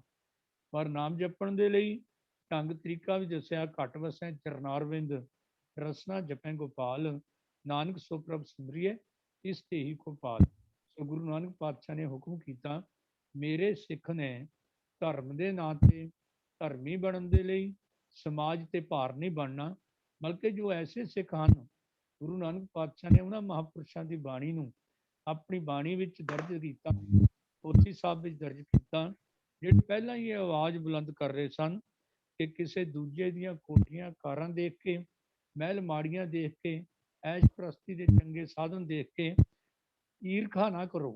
ਕਾਹੂ ਦੀਨੇ ਪਾਟ ਪਟੰਬਰ, ਕਾਹੂ ਪਲੰਗ ਨਿਵਾਰਾ, ਕਾਹੂ ਗਰੀ ਗੋਦਰੀ ਨਾਹੀ, ਕਾਹੂ ਪਲੰਗ ਨਿਵਾਰਾ। ਅਹਿਰਖਵਾਦ ਨਾ ਕੀਜੈ ਰੇ ਮਨ, ਹਿਰਖ ਨਾ ਕਰੋ, ਸੁਕ੍ਰਿਤ ਕਰ ਲੀਜੇ ਰੇ ਮਨ। ਬਾਬਾ ਕਬੀਰ ਜੀ ਨੇ ਕਿਹਾ ਸੀ, ਉਹ ਭਗਤ ਹੀ ਨਹੀਂ ਮੈਂ ਮੰਨਦਾ ਉਹਨਾਂ ਨੂੰ ਜਿਨ੍ਹਾਂ ਨੇ ਕਿਰਤ ਛੱਡੀ ਤੇ ਸਮਾਜ ਤੇ ਧਰਮ ਦੇ ਨਾਂ ਤੇ ਭਾਰ ਬਣ ਗਏ। ਬਾਬਾ ਜੀ ਦਾ ਉਹ ਪਾਵਨ ਬਚਨ, ਬਨਖੰਡ ਜਾਏ ਜੋਗ ਤਪ ਕੀਨੋ, ਕੰਦ ਮੂਲ ਚੁਣ ਖਾਇਆ, ਨਾਦੀ ਬੇਦੀ ਸ਼ਬਦੀ ਮੋਹੀ, ਜਮ ਕੇ ਪੱਟਾ ਦਿਖਾਇਆ। ਭਗਤ ਨਾਰ ਦੀ ਰਿਦੇ ਨਾ ਆਈ, ਕਾਸ਼ ਕੂਸ਼ ਤਨ ਦੀਨਾ, ਰਾਗ ਰਾਗਨੀ ਡਿੰਬ ਹੋਏ ਬੈਠਾ, ਉਨ ਹਰ ਪੈ ਕੈ ਲੀਨਾ। ਪਰਿਓ ਕਾਲ ਸਵੇ ਜਗ ਉੱਪਰ, ਮਾਂ ਲਿਖੇ ਭਰਮ ਗਿਆਨੀ, ਉਹ ਕਬੀਰ ਜਨ ਭੈ ਖਾਲਸੇ, ਪ੍ਰੇਮ ਭਗਤ ਜੇ ਜਾਨੀ। ਸੋ ਸੰਸਾਰ ਦੇ ਵਿੱਚ ਰਹਿੰਦਿਆਂ ਹੋਇਆਂ ਹੀ ਅਸੀਂ ਉਸ ਪਰਿਪੂਰਨ ਪਰਮਾਤਮਾ ਵਾਹਿਗੁਰੂ ਜੀ ਦਾ ਸਿਮਰਨ ਕਰਦਿਆਂ, ਕਿਰਤ ਕਰਦਿਆਂ, ਨਾਮ ਜਪਦਿਆਂ ਵੰਡ ਛਕਣਾ ਹੈ। ਗੁਰੂ ਨਾਨਕ ਪਾਤਸ਼ਾਹ ਦਾ ਵੀ ਇਹੀ ਵਿਚਾਰ ਸੀ, ਗਿਆਨ ਵੀ ਹੋਣਾ ਗਾਵੇ ਗੀਤ, ਭੁੱਖੇ ਮੁੱਲਾਂ ਘਰੇ ਮਸੀਤ, ਪਕਟੂ ਹੋਏ ਕੇ ਕੰਨ ਪੜਾਏ, ਫਕਰ ਕਰੇ ਹੋਰ ਜਾਤ ਗਵਾਏ, ਗੁਰਪੀਰ ਸਦਾਏ ਮੰਗਣ ਜਾਏ, ਕਾਂਕੇ ਮੂਲ ਨਾ ਲੱਗੀਏ ਪਾਏ, ਕਰਨਾ ਕੀ ਹੈ ਭਾਲਤਾ ਇੱਕ ਸੱਤੋਂ ਦੇ, ਨਾਨਕ ਰਾਮ। ਸੋ ਗੁਰੂ ਨਾਨਕ ਪਾਤਸ਼ਾਹ ਨੇ ਪਹਿਲਾ ਉਪਦੇਸ਼ ਦਿੱਤਾ, ਸੁਣ ਸੁਣ ਸਿੱਖ ਹਮਾਰੀ, ਸੁਕ੍ਰਿਤ ਕੀਤਾ ਰਹੱਸੀ ਮੇਰੇ ਜੀੜੇ, ਮੌੜ ਨਾ ਆਵੇ ਵਾਰੀ, ਤੇਰਾ ਜਨਮ ਵੀ ਸਫਲਾ ਹੋ ਜਾਏਗਾ। ਤੇ ਇਹ ਤਿੰਨ ਸਿਧਾਂਤਾਂ ਨੂੰ ਜੇ ਤੂੰ ਅਪਣਾ ਲਵੇਗਾ। ਜਦੋਂ ਕਿਸੇ ਸਿੱਖ ਨੇ ਪੁੱਛਿਆ ਸੱਚੇ ਪਾਤਸ਼ਾਹ ਫਿਰ ਕਿਰਤ ਕਰੀਏ ਕਿਹੜੀ, ਤੇ ਗੁਰੂ ਪਾਤਸ਼ਾਹ ਦਾ ਜੋ ਜਵਾਬ ਹੈ ਉਹ ਸਾਡੇ ਰਹਿਤ ਵਿੱਚ ਲਿਖਿਆ, ਖੇਤੀ ਵਣਜ ਵਾ ਸ਼ਿਲਪ ਬਣਾਵੇ, ਔਰ ਟਹਿਲ ਜੋਈ ਮਨ ਭਾਵੇ, ਦ੍ਰਿੜ ਹੋਏ ਸੋ ਕਾਰ ਕਮਾਵੇ, ਚੋਰੀ ਡਾਕੇ ਕਵੀ ਨਾ ਜਾਵੇ, ਜਾਂ ਵੱਢੀ ਲੈ ਕੇ ਨਿਆਏ ਨਾ ਕਰੀਏ, ਝੂਠੀ ਸ਼ਾਖਾ ਮੂਲ ਨਾ ਭਰੀਏ। ਬਈ 2 ਨੰਬਰ ਦੀ ਕਮਾਈ ਨਹੀਂ ਕਰਨੀ, ਕਿਸੇ ਦਾ ਹੱਕ ਨਹੀਂ ਖਾਣਾ, ਹੱਕ ਪਰਾਇਆ ਨਾਨਕਾ ਉਸ ਸੂਰ ਉਸ ਗਾਏ, ਗੁਰਪੀਰ ਰਹਿਮਾ ਤਾਂ ਭਰੇ, ਜਾ ਮੁਰਦਾਰ ਨਾ ਖਾਏ। ਸੋ ਜਦੋਂ ਮਾਰਿਆ ਸਿੱਖਾ ਜਗਤ ਵਿੱਚ ਨਾਨਕ ਨਿਰਮਲ ਪੰਥ ਚਲਾਇਆ, ਇਸ ਨਿਰਮਲ ਪੰਥ ਦਾ ਵਿਧਾਨ ਬਣਾਉਣ ਵੇਲੇ ਗੁਰੂ ਨਾਨਕ ਪਾਤਸ਼ਾਹ ਨੇ ਜਿਹੜਾ 35 ਮਹਾਂਪੁਰਸ਼ਾਂ ਦੀ ਬਾਣੀ श्री गुरु ग्रंथ साहब सच्चे पातशाह ਦੇ ਵਿੱਚ ਦਰਜ ਕੀਤੀ, ਉਹ ਸਾਰੇ ਦੇ ਸਾਰੇ ਕਿਰਤੀ ਸੀ। ਕਮਾਲ ਦੀ ਗੱਲ ਹੈ ਕਿ ਭਾਵੇਂ ਕੋਈ ਜੁੱਤੀਆਂ ਕੱਟਣ ਦੀ ਕਿਰਤ ਕਰ ਰਿਹਾ ਹੈ, ਮਰੇ ਹੋਏ ਡੰਗਰ ਧੋਣ ਦੀ ਕਿਰਤ ਕਰ ਰਿਹਾ ਹੈ, ਕੋਈ ਕੱਪੜੇ ਬੁਣਨ ਦੀ, ਕੋਈ ਕੱਪੜੇ ਛਾਪਣ ਦੀ, ਇੱਥੋਂ ਤੱਕ ਕਿ ਬਾਬਾ ਸਦਨਾ ਜੀ ਵਰਗੇ ਜੋ ਬੱਕਰੇ ਵੱਢ ਕੇ ਗੁਜ਼ਾਰਾ ਕਰਦੇ ਸਨ, ਗੁਰੂ ਨਾਨਕ ਪਾਤਸ਼ਾਹ ਨੇ ਉਹਨਾਂ ਨੂੰ ਵੀ ਗਲ ਲਾ ਕੇ ਸ਼੍ਰੀ ਗੁਰੂ ਗ੍ਰੰਥ ਸਾਹਿਬ ਵਿੱਚ ਉਹਨਾਂ ਦੀ ਬਾਣੀ ਦਰਜ ਕਰਕੇ ਕਿਤਨਾ ਪਿਆਰ ਕਰਦੇ ਸਨ ਗੁਰੂ ਨਾਨਕ ਪਾਤਸ਼ਾਹ ਕਿਰਤੀਆਂ ਨੂੰ। ਉਹ ਇਸ ਗੱਲ ਤੋਂ ਪਤਾ ਲੱਗ ਜਾਂਦਾ ਕਿ ਉਸ ਵੇਲੇ ਸਭ ਤੋਂ ਗਰੀਬ ਸਿੱਖ ਭਾਈ ਲਾਲੋ ਸੱਚੇ ਪਾਤਸ਼ਾਹ ਨੇ ਉਹਦਾ ਨਾਮ 7 ਵਾਰ ਬਾਣੀ ਦੇ ਵਿੱਚ ਵਰਤਿਆ। ਜੈਸੀ ਮਿਲਾਵੇ ਖਸਮ ਕੀ ਬਾਣੀ ਤੈਸਰਾ ਕਰੀ ਗਿਆਨ ਵੇ ਲਾਲੋ, ਵੇ ਲਾਲੋ, ਵੇ ਲਾਲੋ, ਵੇ ਲਾਲੋ 7 ਵਾਰੀ ਕਿਹਾ ਸੱਚੇ ਪਾਤਸ਼ਾਹ ਨੇ। ਇਹ 3 ਸਿੱਖ ਹੀ ਹੈ ਗੁਰੂ ਖੁਸ਼ਕਿਸਮਤ ਜਿਨ੍ਹਾਂ ਦਾ ਨਾਮ ਗੁਰੂ ਨਾਨਕ ਪਾਤਸ਼ਾਹ ਨੇ ਵਰਤਿਆ ਕਿ ਭਾਈ ਮੂਲਾ ਸਿਆਲਕੋਟ ਵਾਲਾ, ਨਾਲ ਕਿਰਾੜਾਂ ਦੋਸਤੀ ਕੂੜੇ ਕੁੜੀ ਪਾਏ, ਮਰਨ ਨਾ ਜਾਪੈ ਮੂਲਿਆ ਆਪ। ਦੂਜੇ ਭਾਈ ਤੀਜੇ ਭਾਈ ਲਾਲੋ ਜੀ ਦਾ ਨਾਮ ਕਿ ਕਿਰਤ ਜਿਹੜੀ ਹੈ ਉਹ ਇੰਨਾ ਪਿਆਰ ਕਰਦੇ ਕੇਵਲ ਇੰਨਾ। ਤੇ ਪਹਿਲੇ ਪਾਤਸ਼ਾਹ ਨੇ ਆਪ ਪਤਾ ਹੈ 4 ਹੀ ਸਾਧਨ ਜਿਹੜੇ ਹੈ ਨੌਕਰੀ ਵੀ ਕੀਤੀ, ਦੁਕਾਨਦਾਰੀ ਵੀ ਕੀਤੀ, ਵਪਾਰ ਖੇਤੀਬਾੜੀ ਵੀ ਕੀਤੀ। ਡਿਟੇਲ ਵਿੱਚ ਜਾਣ ਦੀ ਲੋੜ ਨਹੀਂ, ਇਤਿਹਾਸ ਵਾਰ-ਵਾਰ ਦੁਹਰਾਇਆ ਜਾ ਰਿਹਾ ਹੈ। ਗੁਰੂ ਅੰਗਦ ਦੇਵ ਜੀ ਮਹਾਰਾਜ ਦੁਕਾਨਦਾਰੀ ਕਰਦੇ ਸਨ। ਭਾਈ ਜੋਧ ਕੋਲੋਂ ਬਾਣੀ ਸੁਣਨ ਵੇਲੇ ਉਹਨਾਂ ਨੇ ਜਦੋਂ ਅੰਮ੍ਰਿਤ ਵੇਲੇ ਉੱਠ ਕੇ ਜਾ ਰਹੇ ਸਨ ਸੈਰ ਕਰਨ, ਉਹ ਸ਼ਬਦ ਸੁਣਿਆ ਤੇ ਗੁਰੂ ਨਾਨਕ ਪਾਤਸ਼ਾਹ ਦੀ ਸ਼ਰਨ ਵਿੱਚ ਆ ਗਏ। ਔਰ ਆਪਣਾ ਕਾਰੋਬਾਰ ਦੁਕਾਨਦਾਰੀ ਦਾ ਆਪਣੇ ਬੇਟਿਆਂ ਨੂੰ, ਆਪਣੇ ਬੱਚਿਆਂ ਨੂੰ ਸੰਭਾਲਿਆ ਹੈ। ਔਰ ਆਪ ਸੱਚੇ ਪਾਤਸ਼ਾਹ ਗੁਰਗੱਦੀ ਦੀ ਸ਼ਰਨ ਵਿੱਚ ਆ ਕੇ ਵੀ ਇਤਿਹਾਸ ਵਿੱਚ ਲਿਖਿਆ ਕਿ ਬਾਣ ਵੱਟਣ ਦੀ ਸੇਵਾ ਕਰਦੇ ਸੀ, ਬਾਣ ਵੱਟ ਕੇ ਗੁਜ਼ਾਰਾ ਕਰਦੇ ਸੀ। ਤੀਜੇ ਪਾਤਸ਼ਾਹ 62 ਸਾਲ ਦੀ ਉਮਰ ਵਿੱਚ ਗੁਰੂ ਅੰਗਦ ਦੇਵ ਜੀ ਦੀ ਸ਼ਰਨ ਵਿੱਚ ਆਏ ਤੇ ਉਹਨਾਂ ਦਾ ਆਪਣਾ ਕਾਰੋਬਾਰ, ਜਿੱਥੇ ਉਹ ਬਾਹਰ ਕਰਮ ਨੂੰ ਮੰਨਦੇ ਸਨ, ਉੱਥੇ ਕਿਰਤ ਕਰਨੀ ਉਹਨਾਂ ਨੇ ਵੀ ਛੱਡੀ ਨਹੀਂ, ਉਹਦੇ ਲਈ ਦੁਕਾਨਦਾਰੀ ਕਾਰੋਬਾਰ ਕਰਦੇ ਸਨ। ਚੌਥੇ ਪਾਤਸ਼ਾਹ ਦੀ ਘੁੰਮਣੀਆਂ ਦੀ ਸਾਖੀ ਗੱਲ ਦੀ ਗਵਾਹੀ ਭਰਦੀ ਹੈ। ਸੱਚੇ ਪਾਤਸ਼ਾਹ ਨੇ ਕੇਵਲ ਆਪ ਹੀ ਕਿਰਤ ਨਹੀਂ ਕੀਤੀ, ਬਲਕਿ 52 ਕਿਸਮ ਦੇ ਲੋਕ ਸ੍ਰੀ ਅੰਮ੍ਰਿਤਸਰ ਦਾ ਜਦੋਂ ਸ਼ਹਿਰ ਵਸਾਇਆ, ਉਹ ਅੰਮ੍ਰਿਤਸਰ ਸਾਹਿਬ ਦੇ ਵਿੱਚ ਆ ਕੇ ਵਸਾਏ ਤਾਂ ਕਿ ਕਿਰਤ ਦੀ ਜਿਹੜੀ ਆਦਤ ਹੈ ਉਹ ਸਿੱਖਾਂ ਨੂੰ ਪਹਿਲਾਂ ਪੈ ਜਾਵੇ। 5ਵੇਂ ਪਾਤਸ਼ਾਹ ਦੇ ਸਮੇਂ ਵਪਾਰ, ਘੋੜਿਆਂ ਦਾ ਵਪਾਰ ਗੁਰੂ ਘਰ ਦਾ, ਗੁਰੂ ਸਾਹਿਬਾਨ ਦਾ ਆਪਣਾ ਚਾਲੂ ਹੋ ਗਿਆ ਸੀ। ਅੱਜ ਦੇ ਜ਼ਮਾਨੇ ਵਿੱਚ ਬਹੁਤ ਵੱਡੇ ਟਰਾਂਸਪੋਰਟਰ ਸਿੱਖ ਸਰਦਾਰ ਦੇਸ਼ਾਂ ਵਿਦੇਸ਼ਾਂ ਦੇ ਵਿੱਚ ਬੈਠੇ ਹੋਏ ਨੇ, ਜਿਨ੍ਹਾਂ ਦੀਆਂ ਸੈਂਕੜੇ ਗੱਡੀਆਂ, ਔਰ ਹੁਣ ਤਾਂ ਜਹਾਜ਼ਾਂ ਦੇ ਵੀ ਮਾਲਕ ਬਣ ਗਏ। ਉਹ ਉਹਨਾਂ ਦਾ ਆਪਣਾ ਕਾਰੋਬਾਰ ਹੈ। ਉਸ ਵੇਲੇ ਸਭ ਤੋਂ ਵਧੀਆ ਸਾਧਨ ਜਿਹੜੇ ਸੀ ਆਵਾਜਾਈ ਦੇ, ਉਹਨਾਂ ਵਿੱਚ ਘੋੜਿਆਂ ਦਾ ਵਪਾਰ, ਰੱਥ ਜਾਂ ਹਾਥੀ ਘੋੜੇ ਹੁੰਦੇ ਸਨ। ਉਹ ਮੰਡੀ ਅੱਜ ਤੱਕ ਵੀ ਸ੍ਰੀ ਅੰਮ੍ਰਿਤਸਰ ਸਾਹਿਬ ਵਿਖੇ ਦੀਵਾਲੀ ਦੇ ਮੌਕੇ ਤੇ ਪਰ ਸਾਲ ਦੇ ਵਿੱਚ 2 ਵਾਰੀ ਗੁਰੂ ਅਰਜਨ ਦੇਵ ਜੀ ਨੇ ਸ਼ੁਰੂ ਕੀਤੀ ਸੀ। ਸੋ 5ਵੇਂ ਪਾਤਸ਼ਾਹ ਤੋਂ ਬਾਅਦ 6ਵੇਂ, 7ਵੇਂ, 8ਵੇਂ, 9ਵੇਂ, 10ਵੇਂ ਪਾਤਸ਼ਾਹ ਤੱਕ ਜਦੋਂ ਜੰਗਾਂ ਯੁੱਧਾਂ ਦਾ ਸਮਾਂ ਹੋ ਗਿਆ, ਸ਼ਸਤਰਾਂ ਦਾ ਵਪਾਰ ਵੀ ਵਧੀਆ ਤੋਂ ਵਧੀਆ, ਕਿਉਂਕਿ ਹੁਕਮ ਹੋ ਗਿਆ ਸੀ ਜਬ ਹਮਰੇ ਦਰਸ਼ਨ ਕੋ ਆਵੋ, ਹੋਏ ਸੁਚੇਤਨ ਸ਼ਸਤਰ ਸਜਾਵੋ, ਕਮਰ ਕਸਾ ਕਰਦੇ ਹੋ ਦਿਖਾਈ, ਹਮਰੀ ਖੁਸ਼ੀ ਹੋਏ ਅਧਿਕਾਈ।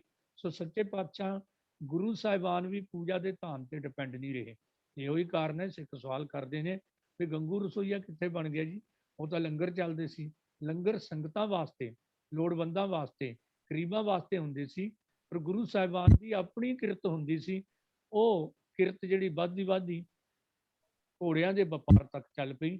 ਸੋ ਜੋ ਇਤਿਹਾਸ ਦੇ ਵਿੱਚੋਂ ਮਿਲਦਾ ਹੈ ਕਿ 10ਵੇਂ ਪਾਤਸ਼ਾਹ ਤੱਕ ਘੋੜਿਆਂ ਦਾ ਵਪਾਰ ਕਰਨ ਲਈ ਸਿੱਖ ਕਾਬਲ, ਕੰਧਾਰ, ਅਫਗਾਨਿਸਤਾਨ ਤੱਕ ਜਾਂਦੇ ਸੀ। ਭਾਈ ਨਵੀ ਖਾਂ, ਭਾਈ ਗਨੀ ਖਾਂ ਦਾ ਰਿਸ਼ਤਾ ਜਿਹੜਾ, ਉਹਦਾ ਸਭ ਤੋਂ ਵੱਡਾ ਕਾਰਨ ਇਹੀ ਕਿ ਉਹ ਘੋੜਿਆਂ ਦਾ ਵਪਾਰ ਗੁਰੂ ਗੋਬਿੰਦ ਸਿੰਘ ਜੀ ਮਹਾਰਾਜ ਨਾਲ ਆਮ ਹੁੰਦਾ ਸੀ। ਕਿ ਜਦੋਂ ਸੱਚੇ ਪਾਤਸ਼ਾਹ ਅਨੰਦਪੁਰ ਦਾ ਕਿਲ੍ਹਾ ਛੱਡ ਕੇ ਮਾਛੀਵਾੜੇ ਵਿਖੇ ਪਹੁੰਚੇ ਨੇ ਤੇ ਉਸ ਵੇਲੇ ਭਾਈ ਨਵੀ ਖਾਂ, ਗਨੀ ਖਾਂ ਇੰਨਾ ਸ਼ਰਧਾਲੂ ਬਣ ਚੁੱਕਿਆ ਸੀ ਤੇ ਉਹਨਾਂ ਦੇ ਘਰ ਜਾ ਕੇ ਅਟਕੇ ਨੇ। ਸੋ ਇਹ ਇਤਿਹਾਸਕ ਸਾਖੀਆਂ ਜਿਹੜੀਆਂ ਦੱਸਦੀਆਂ ਨੇ ਕਿ ਗੁਰੂ ਸਾਹਿਬਾਨ ਦਾ ਆਪਣਾ ਕਾਰੋਬਾਰ ਸੀ।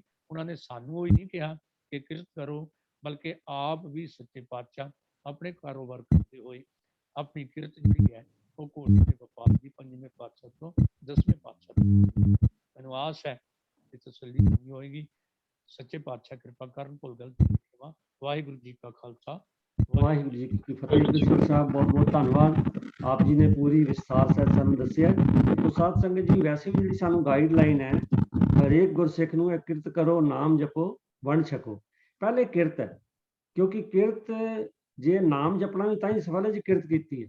ਵੇਲਰਾਂ ਦਾ ਮਤ ਹੈ ਹੀ ਨਹੀਂ ਹੈ, ਕਿਰਤੀਆਂ ਦਾ ਮਤ। ਸੋ ਕਿਰਤ ਕਰੋ, ਨਾਮ ਜਪੋ, ਜਿਹੜਾ ਕਿਰਤ ਕਰੇਗਾ ਉਹੀਓ ਨਾਮ ਜਪ ਸਕਦਾ ਹੈ, ਤੇ ਜਿਹੜਾ ਨਾਮ ਜਪੇਗਾ ਉਹੀਓ ਵੰਡ ਕੇ ਛਕ ਸਕਦਾ। ਨਹੀਂ ਤੇ ਵਰਨਾ ਦੁਨੀਆ 'ਚ ਬੜੇ ਬੜੇ ਧਨਾੜ ਬੈਠੇ ਨੇ ਜਿਹੜੇ ਕੋਲ ਭਾਵੇਂ ਕੋਈ ਦਵਾਈ ਖੋਣੋਂ ਮਰ ਜਾਏ, ਉਹ ਜੇਬ 'ਚੋਂ ਪੈਸਾ ਨਹੀਂ ਕੱਢ ਸਕਦੇ। ਪਰ ਇਹ ਸਤਿਗੁਰਾਂ ਦੀ ਬਖਸ਼ਿਸ਼ ਹੈ, ਕਿਉਂਕਿ ਨਾਮ ਵਿੱਚ ਆਇਆ, ਕਿਰਤ ਤੋਂ ਬਾਅਦ ਨਾਮ ਆਇਆ, ਨਾਮ ਦੀ ਬਖਸ਼ਿਸ਼ ਹੈ ਕਿ ਅੱਜ ਤੁਸੀਂ ਦੇਖੋ ਦੇਸ਼ ਵਿਦੇਸ਼ ਵਿੱਚ ਆਪਾਂ ਦੇਖਦੇ ਹਾਂ ਕਿ ਜਿੱਥੇ ਵੀ ਕੋਈ ਔਕੜ ਆਉਂਦੀ ਹੈ ਉੱਥੇ ਸਤਿਗੁਰੂ ਆਪ ਕਿਰਪਾ ਕਰਕੇ ਆਪਣੇ ਸਿੱਖਾਂ ਨੂੰ ਭੇਜਦੇ ਨੇ। ਤੇ ਇਸ ਐਪੀਡੈਮਿਕ 'ਚ ਵੀ ਇੰਨੇ ਜਿਹੜਾ ਸਿੱਖ ਕੌਮ ਹੈ ਦਾ ਨਾਮ ਉੱਚਾ ਹੋਇਆ, ਔਰ ਬਾਕੀ ਬਹੁਤ ਸਾਰੇ ਹੋਰ ਜਿਹੜੇ ਵਿਚਾਰਵਾਨ ਦੂਜੀਆਂ ਮਤਾਂ ਦੇ ਉਹਨਾਂ ਨੇ ਆਪਣੇ ਜ਼ਬਾਨੋਂ ਕੀ ਹੈ ਕਿ ਇਹ ਜੋ ਭਾਵਨਾ ਸਿੱਖਾਂ ਜੋ ਲੰਗਰ ਦੀ ਭਾਵਨਾ, ਸੇਵਾ ਦੀ ਭਾਵਨਾ, ਇਹਦੀ ਕੋਈ ਮਿਸਾਲ ਨਹੀਂ। ਸਤਿਗੁਰੂ ਕਿਰਪਾ ਕਰੇ ਇਹ ਜਾਰੀ ਰਵੇ। ਉਹ ਤਾਂ ਹੀ ਜਾਰੀ ਰਹਿ ਸਕਦੀ ਜੇ ਅਸੀਂ ਕਿਰਤ ਕਰਾਂਗੇ, ਨਾਮ ਜਪਾਂਗੇ, ਤਾਂ ਹੀ ਵੰਡ ਸਕਦੇ। ਸੋ ਸਭ ਦਾ ਧੰਨਵਾਦ ਸਾਧ ਸੰਗਤ ਜੀ। ਸਮਾਂ ਹੋ ਗਿਆ। ਜਿਨ੍ਹਾਂ ਦੇ ਸਵਾਲ ਨਹੀਂ ਲਏ ਗਏ ਮੈਂ ਉਹਨਾਂ ਤੋਂ ਖਿਮਾ ਮੰਗਦਾ। ਅਗਲੇ ਹਫਤੇ ਜ਼ਰੂਰ ਪਹਿਲ ਦੇ ਤੌਰ ਤੇ ਉਹ ਸਵਾਲ ਲਏ ਜਾਣਗੇ। ਸਵਾਲ ਸਾਡੇ ਕੋਲ ਹੋਰ ਵੀ ਕਾਫੀ 4-5 ਸਵਾਲ ਅਜੇ ਬਚ ਗਏ ਨੇ। ਤੋਂ ਕਿਉਂਕਿ ਸਮਾਂ ਹੋ ਗਿਆ 9:50 9:09 ਹੋ ਗਏ ਨੇ, ਮੈਂ ਸਮਾਪਤੀ ਕਰ ਰਿਹਾ। ਔਰ ਅੱਜ ਦੇ ਇਸ ਪ੍ਰੋਗਰਾਮ ਨੂੰ ਚਲਾਉਂਦੇ ਆ ਮੇਰੇ ਕੋਲੋਂ ਜਾਂ ਪੈਨਲ ਮੈਂਬਰਾਂ ਕੋਲੋਂ ਅਗਰ ਕੋਈ ਗੁਸਤਾਖੀ ਜਾਂ ਕੋਈ ਕਈ ਵਾਰੀ ਕੋਈ ਸਟੇਟਮੈਂਟ ਨਹੀਂ ਠੀਕ ਲੱਗਦੀ ਜਾਂ ਹੋਰ ਠੀਕ ਨਾ ਹੋਵੇ, ਉਹਦੇ ਲਈ ਆਪਾਂ ਖਿਮਾ ਮੰਗਦੇ ਹਾਂ। ਆਪ ਸਭ ਪਾਸੋਂ ਇਹੀ ਬਖਸ਼ਿਸ਼ ਮੰਗਦੇ ਹਾਂ ਕਿ ਆਪ ਇਸੇ ਤਰ੍ਹਾਂ ਜੁੜੇ ਰਹੋ। ਤੁਹਾਡੇ ਜੁੜਨ ਕਰਕੇ ਸਾਨੂੰ ਬਹੁਤ ਜ਼ਿਆਦਾ ਉਤਸ਼ਾਹ ਮਿਲਦਾ, ਔਰ ਇਹੀ ਸਤਿਗੁਰਾਂ ਦੀ ਬਖਸ਼ਿਸ਼ ਹੈ ਕਿ ਪਿਛਲੇ 1.5 ਸਾਲ ਤੋਂ ਇਹ ਜਿਹੜਾ ਜ਼ੂਮ ਤੇ ਆਪਾਂ ਸੰਗਤ ਕਰ ਰਹੇ ਹਾਂ, ਇਹ 1.5 ਸਾਲ ਹੋ ਗਿਆ ਚੱਲਦਿਆਂ, ਪਤਾ ਹੀ ਨਹੀਂ ਲੱਗਿਆ ਵੀ 1.5 ਸਾਲ ਬੀਤ ਗਿਆ। ਇਹ ਕਿਉਂ ਚੱਲ ਰਹੀ ਹੈ? ਕਿਉਂਕਿ ਸੰਗਤਾਂ ਦਾ ਉਤਸ਼ਾਹ ਹੈ।